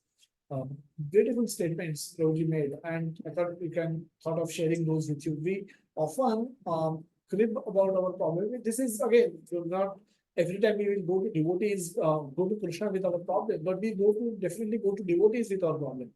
And at times we forget that by describing this problem, by glorifying this problem, we are making this magnifying this problem out of proportion. And because of that, we are becoming smaller, smaller, and more smaller we become. Our ability to deal with that problem reduces, and it doesn't help us. And beyond the stage, even devotees will not be able to help us. And beyond the stage, even Krishna will not want to help you because you are not in control of your mind. Mind is magnifying this problem, and you're allowing that to happen. Because you don't have appropriate knowledge, you don't have appropriate practice. You should knowledge comes from reading Bhagavad Gita and studying Bhagavad Gita and studying Bhagavatam. Practice comes from japa, practice comes from sankirtan, practice comes from doing practical service. Because you don't do these two things, your mind, you are unable to control your mind. And then Krishna has given everything. Krishna has given the knowledge. Krishna has given the practice through his devotees. He has established ISKCON. He's established Saint Prabhupada. Prabhupada has established practice, how to read, what to read, and how to serve. And if we are unable to do that, because of which our mind is not in our control, it is our problem, not Krishna's problem. So beyond the point, we have to exercise our free will to become Krishna conscious, not become problem conscious. And by becoming Krishna conscious, by studying scriptures, by practicing devotional service, by doing our japa properly, by doing services properly, we are able to gain control over our mind, reasonable control over our mind, and then we will be able to deal with these problems in a much better way. Second is of this acronym is I, that is imagine pleasure or create fantasy of enjoyment of fearful situations, painful situation. Now, this is what mind does. The moment I see an object, so it will, my mind will imagine a scenario where I am enjoying that object. It often we see that in the movies when a boy see a girl and then he starts seeing a dream. Immediately they're probably they're sitting in a classroom, maybe a college classroom, and they're seeing each other. A boy is looking at a girl is looking at a boy, and the song sequence happens. And where the boy is then dancing and romancing with that girl, and so this is firing imagination, imagining pleasure. Now, this is what our mind is capable of doing. It may happen with a boy and a girl. It may happen with a girl and her sari, girl and her necklace, girl and her whatever, any other object of her affection.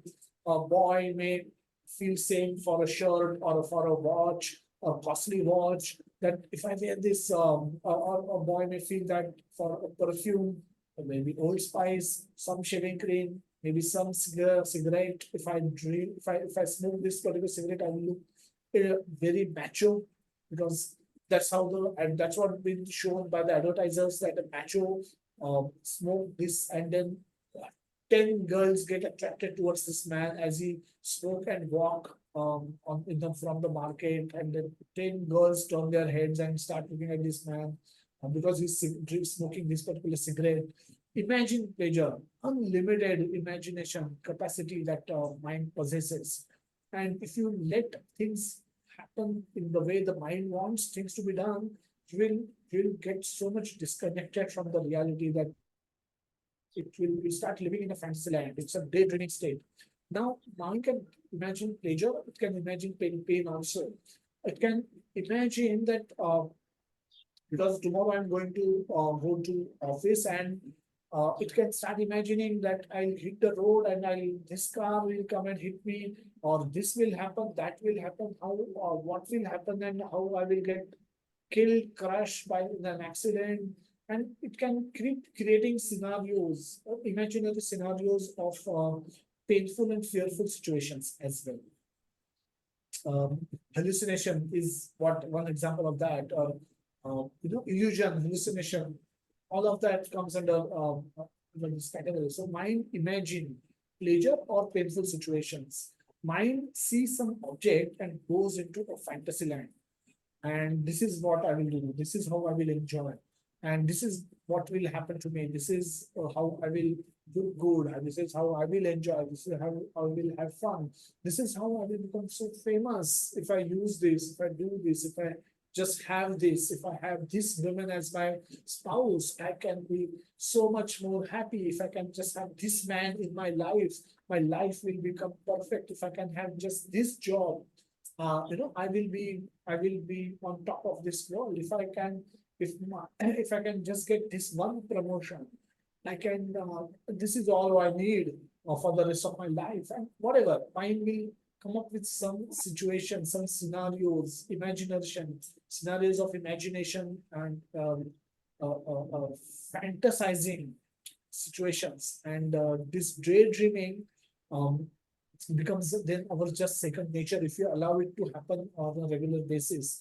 It becomes our second nature. We just get disconnected from reality so quickly that daydreaming can consume all our valuable time, energy, which otherwise could have been used in for some constructive purpose, for meaningfully use.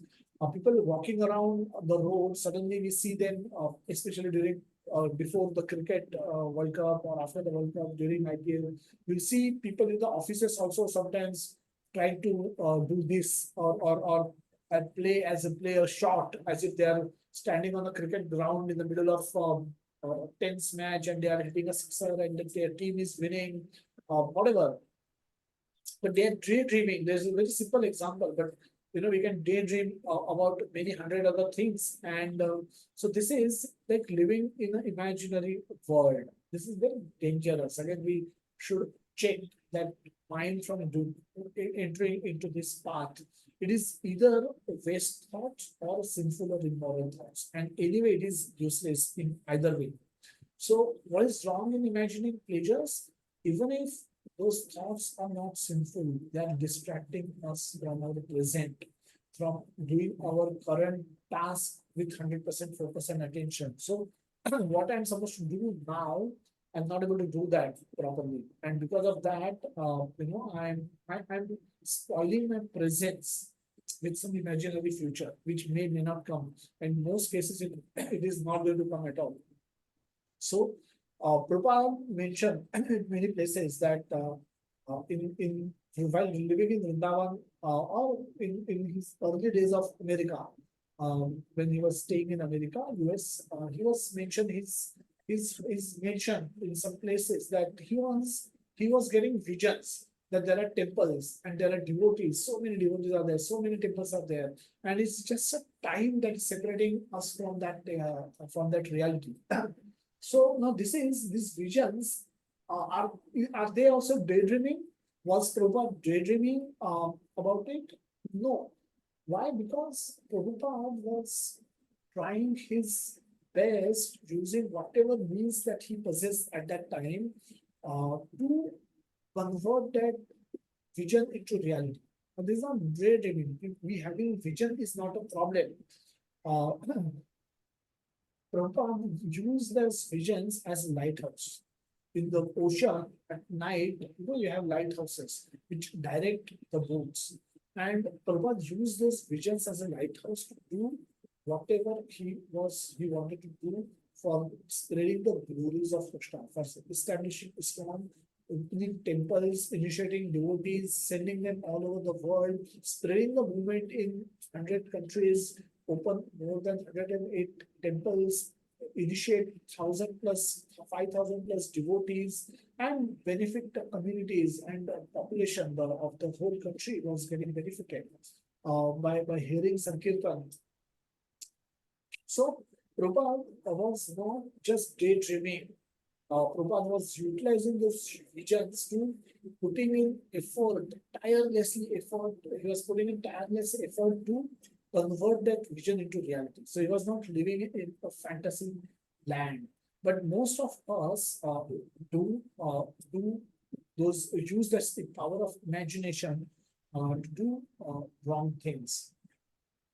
It's a gets into when if it gets into a fantasy spin, how I will enjoy that sense subject or this sense subject if we keep it limited to that alone.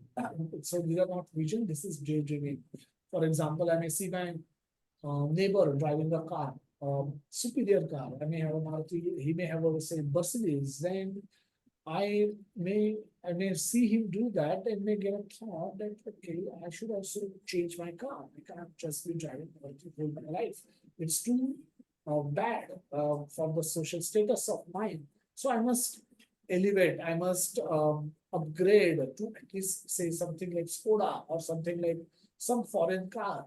I can't buy Mercedes, but let me buy Skoda, and then so I may start imagining how cool it will be to buy a soda and then how this same people who give me tana and mujhe tana make some sarcastic comment about my car, old car, how will their faces will burn by jealousy, how I will look cool with my goggle and keychain when I will enter that car, how all the girls will get attracted, they will all want to come with me in my car, and how I will enjoy the driving that car on the streets. And then, okay, but oh, I don't have enough money for that car. Oh, no, man, no problem. So many car companies are also arranging for finance. So I'll take loan.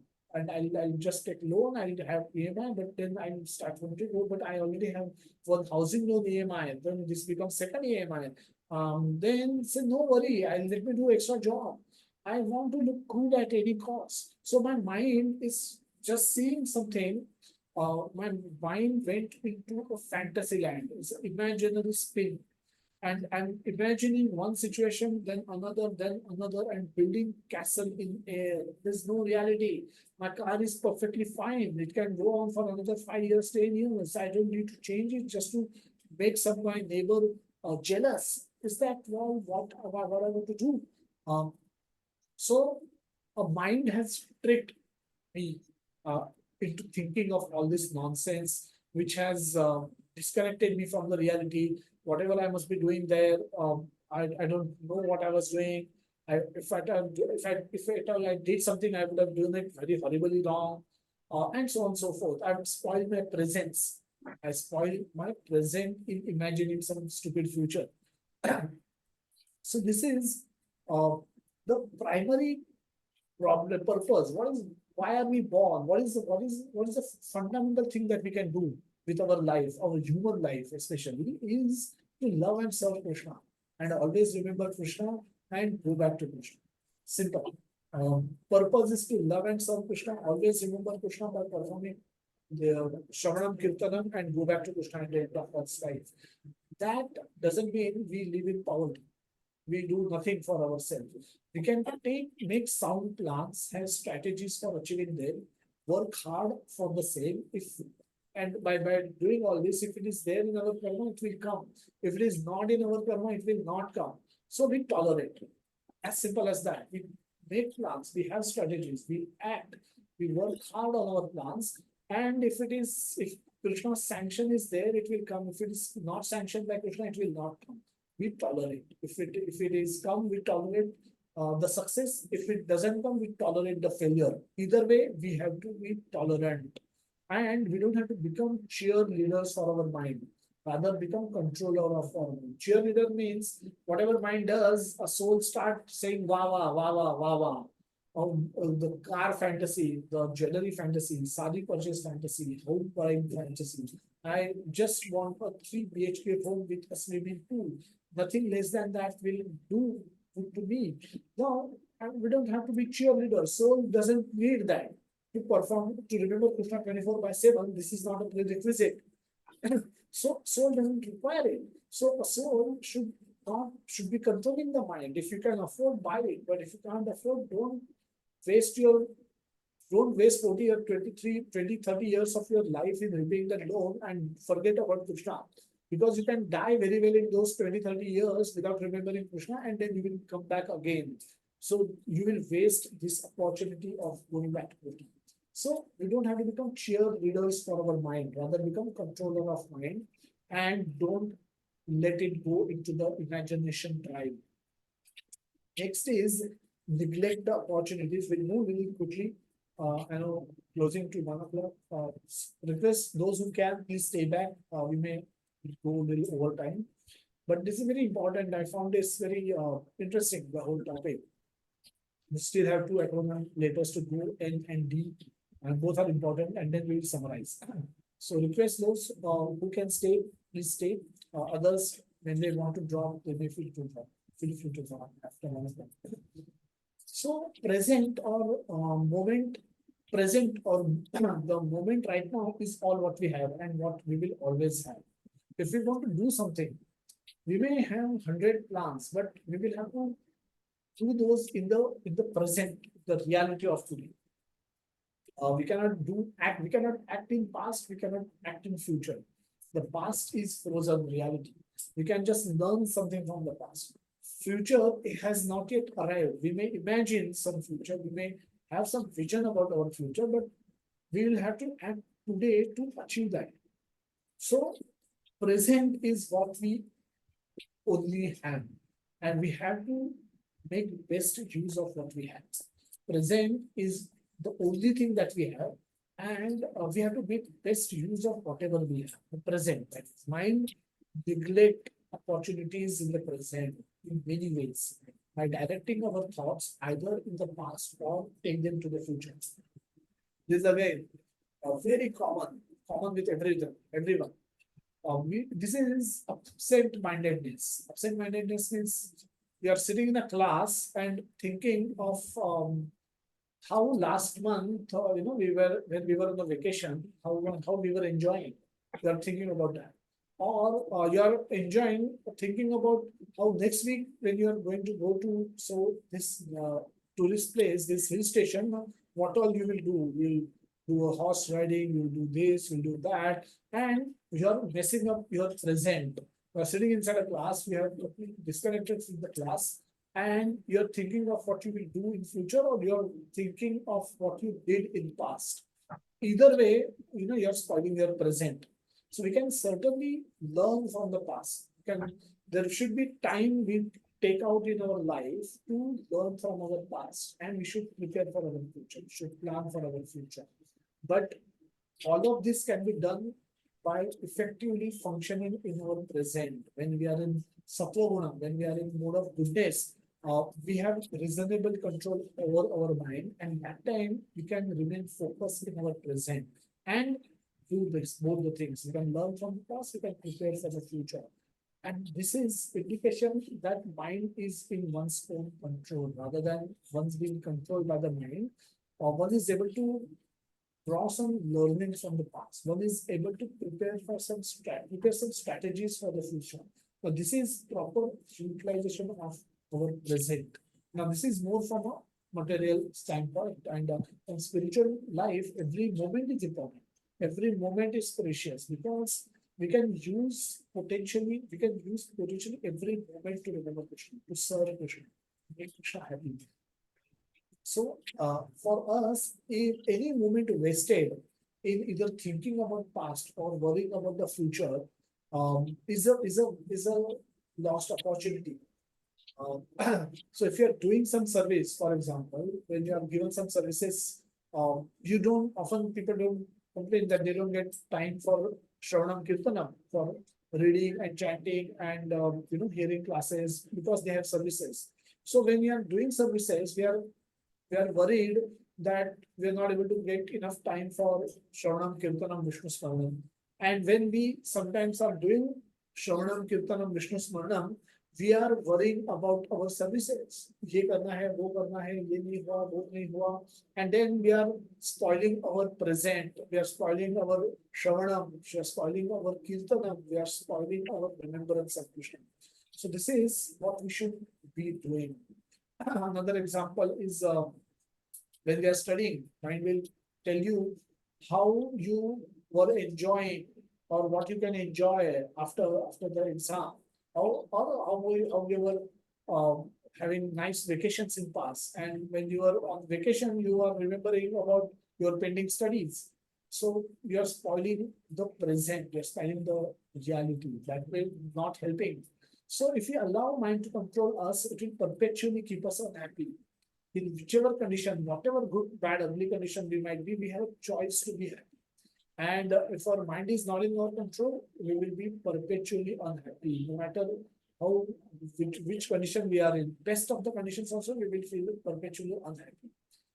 So there are certain things which are in our control, and others are not in our control. If we focus and work on what we can change, we show Krishna our sincerity by by doing what we can do, we show our sincerity to Krishna, and then Krishna can make things which are not in our control also favorable, because that is everything is in Krishna's control. So if Krishna sees our sincerity, so we may have japa, we may be doing japa, and we are what is in our control. We are what is in our control is to get up early in the morning, that we can do. Uh, have as take bath and then sit down for japa, that we can do. Even if we don't try to wash our face, sit down at a nice calm place where there is no disturbance, then try to focus, try to concentrate on the chanting and hearing the as we chant. That we can do if we do this sincerely. But if you've had last night in office, a lot of hard work, lot of travel in the past few days, and you fall asleep, that can happen. But Krishna sees our intent, Krishna sees our sincerity, and then he can make things favorable for us so that we don't have to work hard at long hours at night, and eventually we can become the situation become more favorable to us. We are able to get weekends where we can do nice japa, nice hearing, nice chanting, nice meeting with devotees is possible, and so many other things. The situation becomes favorable by Krishna's grace. But if we if we allow mind to focus on all the wrong things that are there in our life, then we are unable to focus and function properly with the present moment. So we lose our present, we fail to show to Krishna by acting sincerely in our present. And that way, we don't get his mercy. We are unable to get his mercy. The last of these four acronym letter is D, the deny the reality. Now, what is the reality? Your mind may tell us that okay, Krishna is not real. Maybe I have not seen Krishna. I don't. Maybe he's not helping me. Krishna is not really helping me. Maybe chanting or hearing. I've been chanting for so long. Nothing is happening. Maybe this bhakti yoga, as Krishna has prescribed, is probably not working. It's not potent enough. May be कलयुग आ गया है, तो ये भक्ति योगा वगैरह may be पिछले युग के लिए था, अर्जुना के लिए था, तो शायद हमारे लिए एप्लीकेबल नहीं है. So भक्ति योगा शायद may not work. Maybe we need something else in the current Kalyuga. Maybe it's not potent enough. Or maybe sometimes we feel that oh, I am following so much that even bhakti yoga, even Krishna cannot help me, cannot elevate me. So either way, we are denying the reality. What is the reality?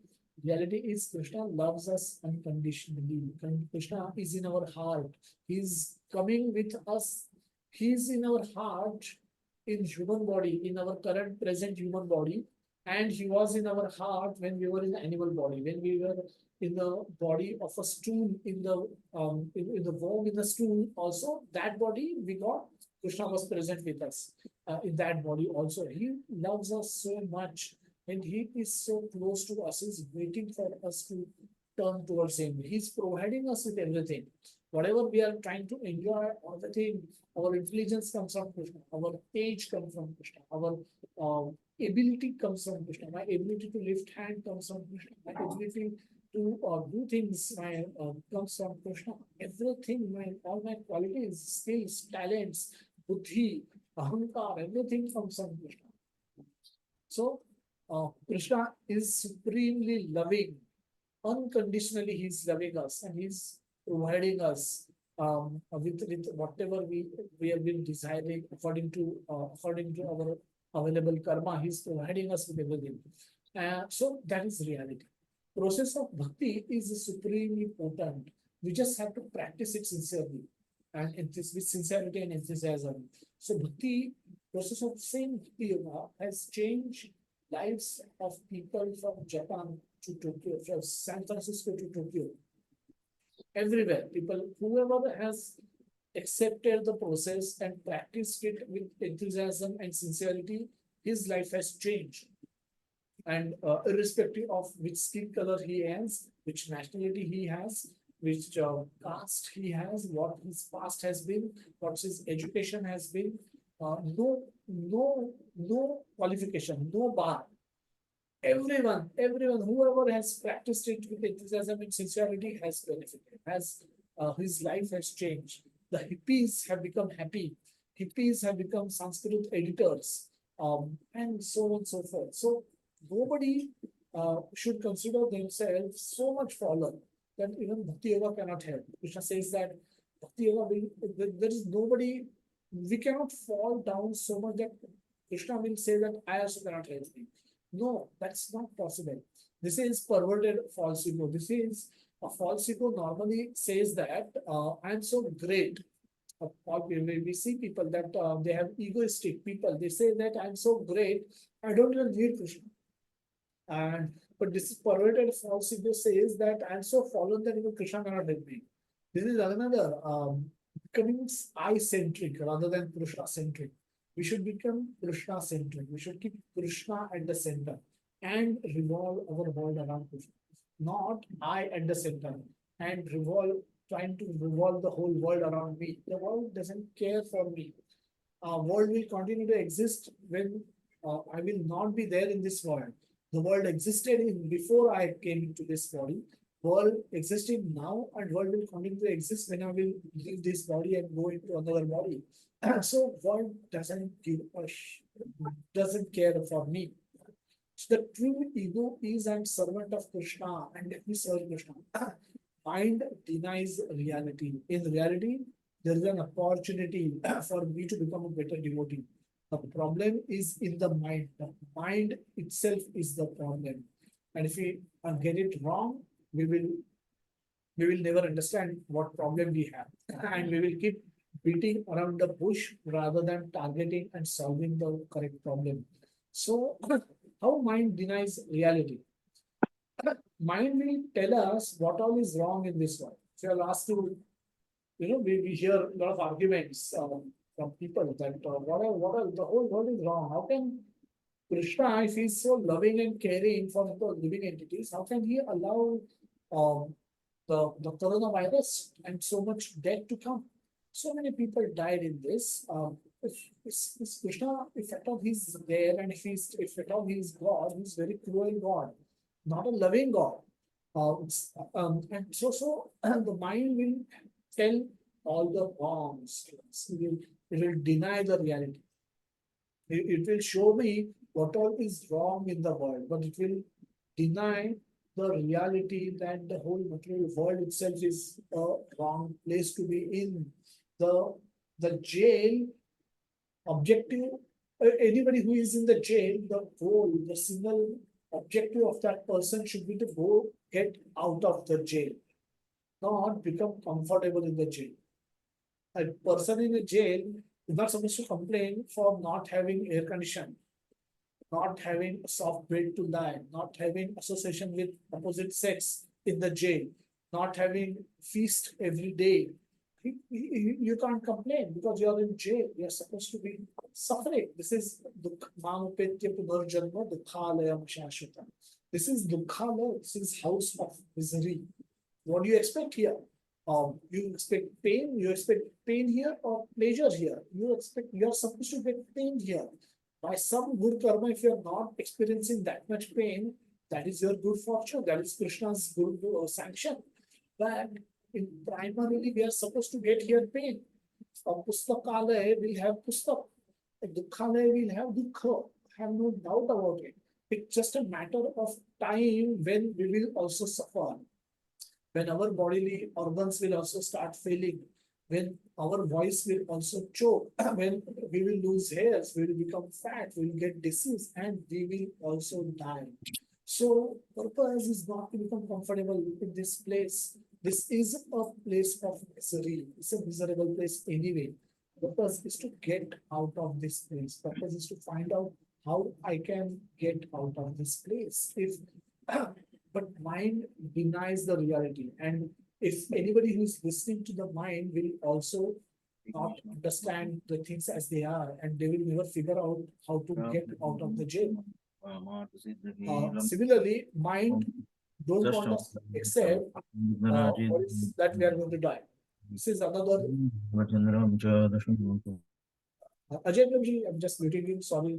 Don't do multitasking. As I said, don't take calls. Just ignore that. We can wait. We'll finish in the next 10 minutes. This for everyone. So, mind, another another denial comes. We see this again, a beautiful story comes in Mahabharata, where Yudhishthir was asked by a yaksha that what is the most wonderful, wonderstruck thing that you have seen. That he says that people are dying all over the world. So every day we see people dying, and open a newspaper, open any channel, news channel. And this is so permanent. This is so prominent that we see in the world happening. However, we feel we are not going to die. We feel we are not going to die. And even if we will die, it's very long, long, long time ahead. Not now. Let me enjoy now. So minds want us to believe on this theory. This is self-put theory. We don't know when we will die. Our expiry date exists and we don't know it is what it is. We see people die at all ages. Parikshit Maharaj was very young when he got out of birth that 7 days you will die. At least he got prior notice. We don't have that luxury. If it is 70 years from now, 7 years, 7 hours, 7 minutes, we just don't know, or 7 seconds, we just don't know. And so mind will tell you to postpone the Krishna consciousness, postpone becoming sincere devotee, postpone practicing Krishna consciousness, hearing and chanting for tomorrow. And we don't know whether we will see tomorrow or not. So if we listen to our mind, we will keep postponing becoming plans of becoming a sincere devotee to the future. And we may end up giving up our current body and not by never becoming a sincere devotee at all.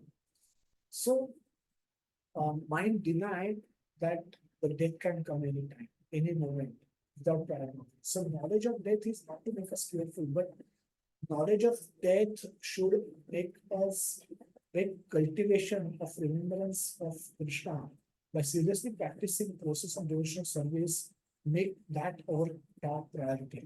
It is most important and most urgent. What is most important and most urgent thing is not to get not to get that degree, not to get married, not to get a credit card, not to get my promotion, not to earn a lot of money, not to buy my fourth house, not to upgrade from Skoda to BMW. That is not priority. My priority, the most important and most urgent thing for me is to remember Krishna. Become become sincere, serious practitioner of yoga, of Shravanam Kirtanam, Vishnu Smaranam. And there, so that whenever death comes, wherever death comes, I'm prepared. It, so that is what mind will not get us to. Normally, we see people saying that I'm not not so great. Yeah, this is um, yeah, this is what we spoke about.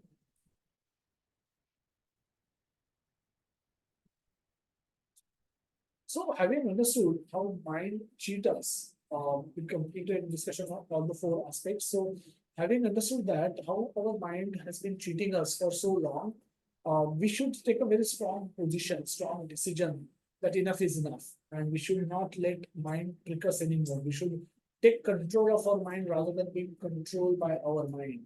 More and what is the process given by Krishna in the Bhagavad Gita in the 14.36 verse 20 says, um, by practicing devotional service, by becoming a devotee of me, By my grace, you will be able to cross over the moves and win the mind, control the mind. Machitta dursava durmani mat prasadam tarishyati. Atha chetvana ahankara no shosasi vinakshasi. By my grace, you will cross over all the Durga, Sarva Durgani, Mat Prasadam Tarishyati. You will cross over all the Durga, all the difficulties by my grace.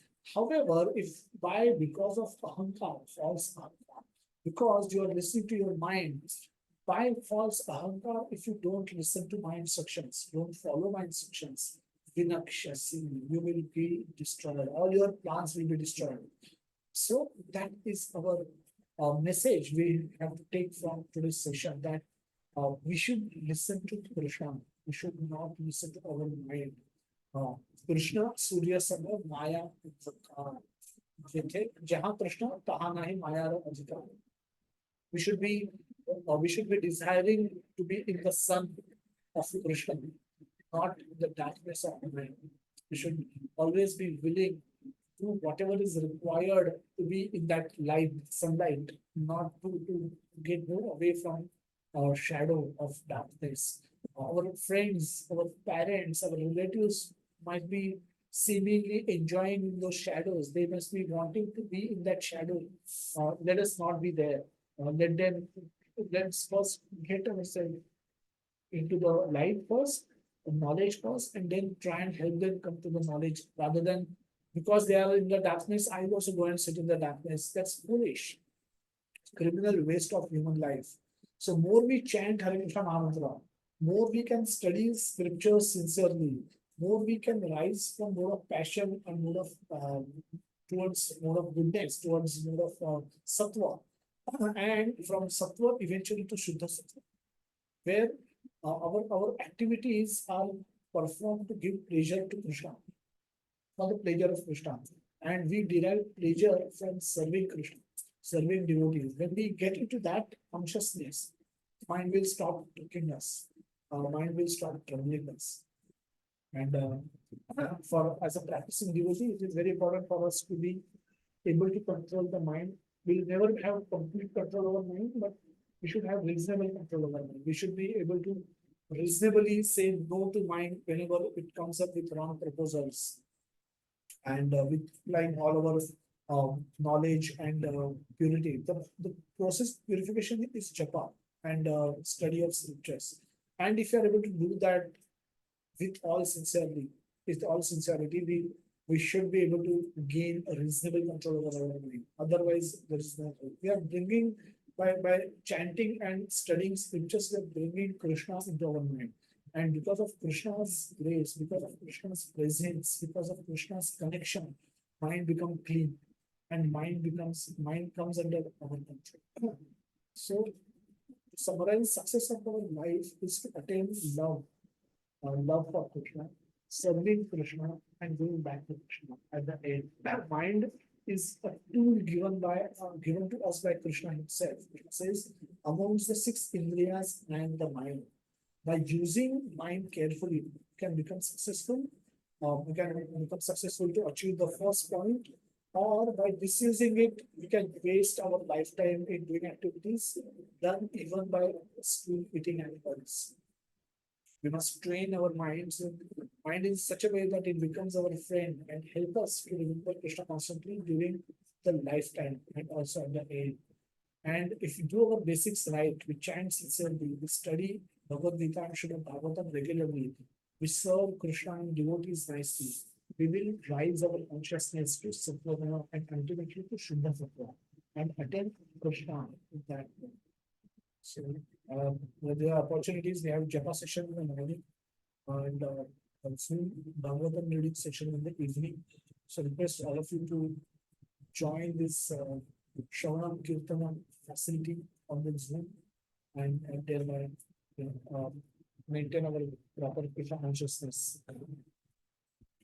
We'll take a brief break for question answer. Anybody has question, can raise hand, can discuss something. Else we can close today's session. Thank you everyone for staying back. I know we have more than 40 members went over time. the discussion, and by having less time for question and answer, my apologies for the same time. If anybody has any questions, quick questions, we can discuss. Hare Krishna Prabhuji, Dandavat Pranam. Thank you very much, first of all, for the very nectarian session. And you actually traversed through everything what is explained by Lord Krishna regarding mind. And it was so wonderful to hear it actually.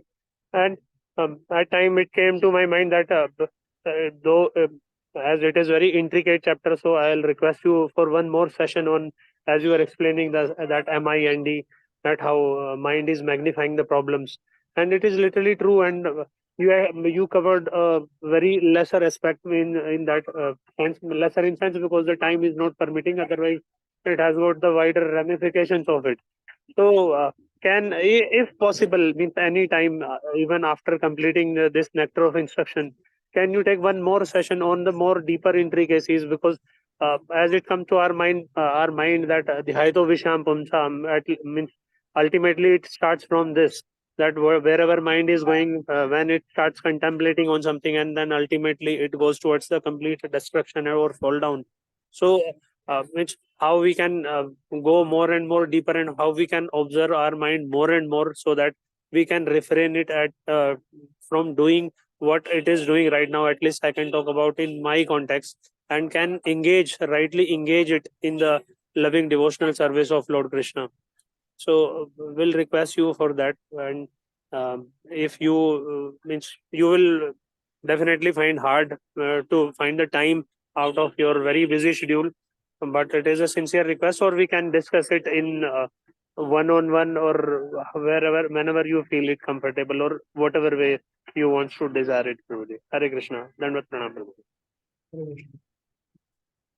Thank you for the session. We'll see if you can make one session on mind. We can request you to take similar session in whatever works is. Or else we can discuss when you want to session. See if there are any questions in the chat box. So don't have any questions. So let's conclude today's session. So wish you all have a great Krishna conscious week. Attend Japa session in the morning, attend reading sessions, read daily, post daily. We have beautiful reading group of Srimad Bhagavatam and Bhagavad Gita. Use those groups to share what you have read with everyone, and we'll be very happy to read and learn from your learnings. And look forward to meet you all soon, and else meet you next Sunday for another session on the Nectar of Instructions. So till then, we want to wish you all a very happy Krishna conscious week ahead. Shila Prabhupada ki jai, Jagannath Bhaveshwar ki jai, Shila Prabhupada ki jai, Hare Krishna, Hare Krishna.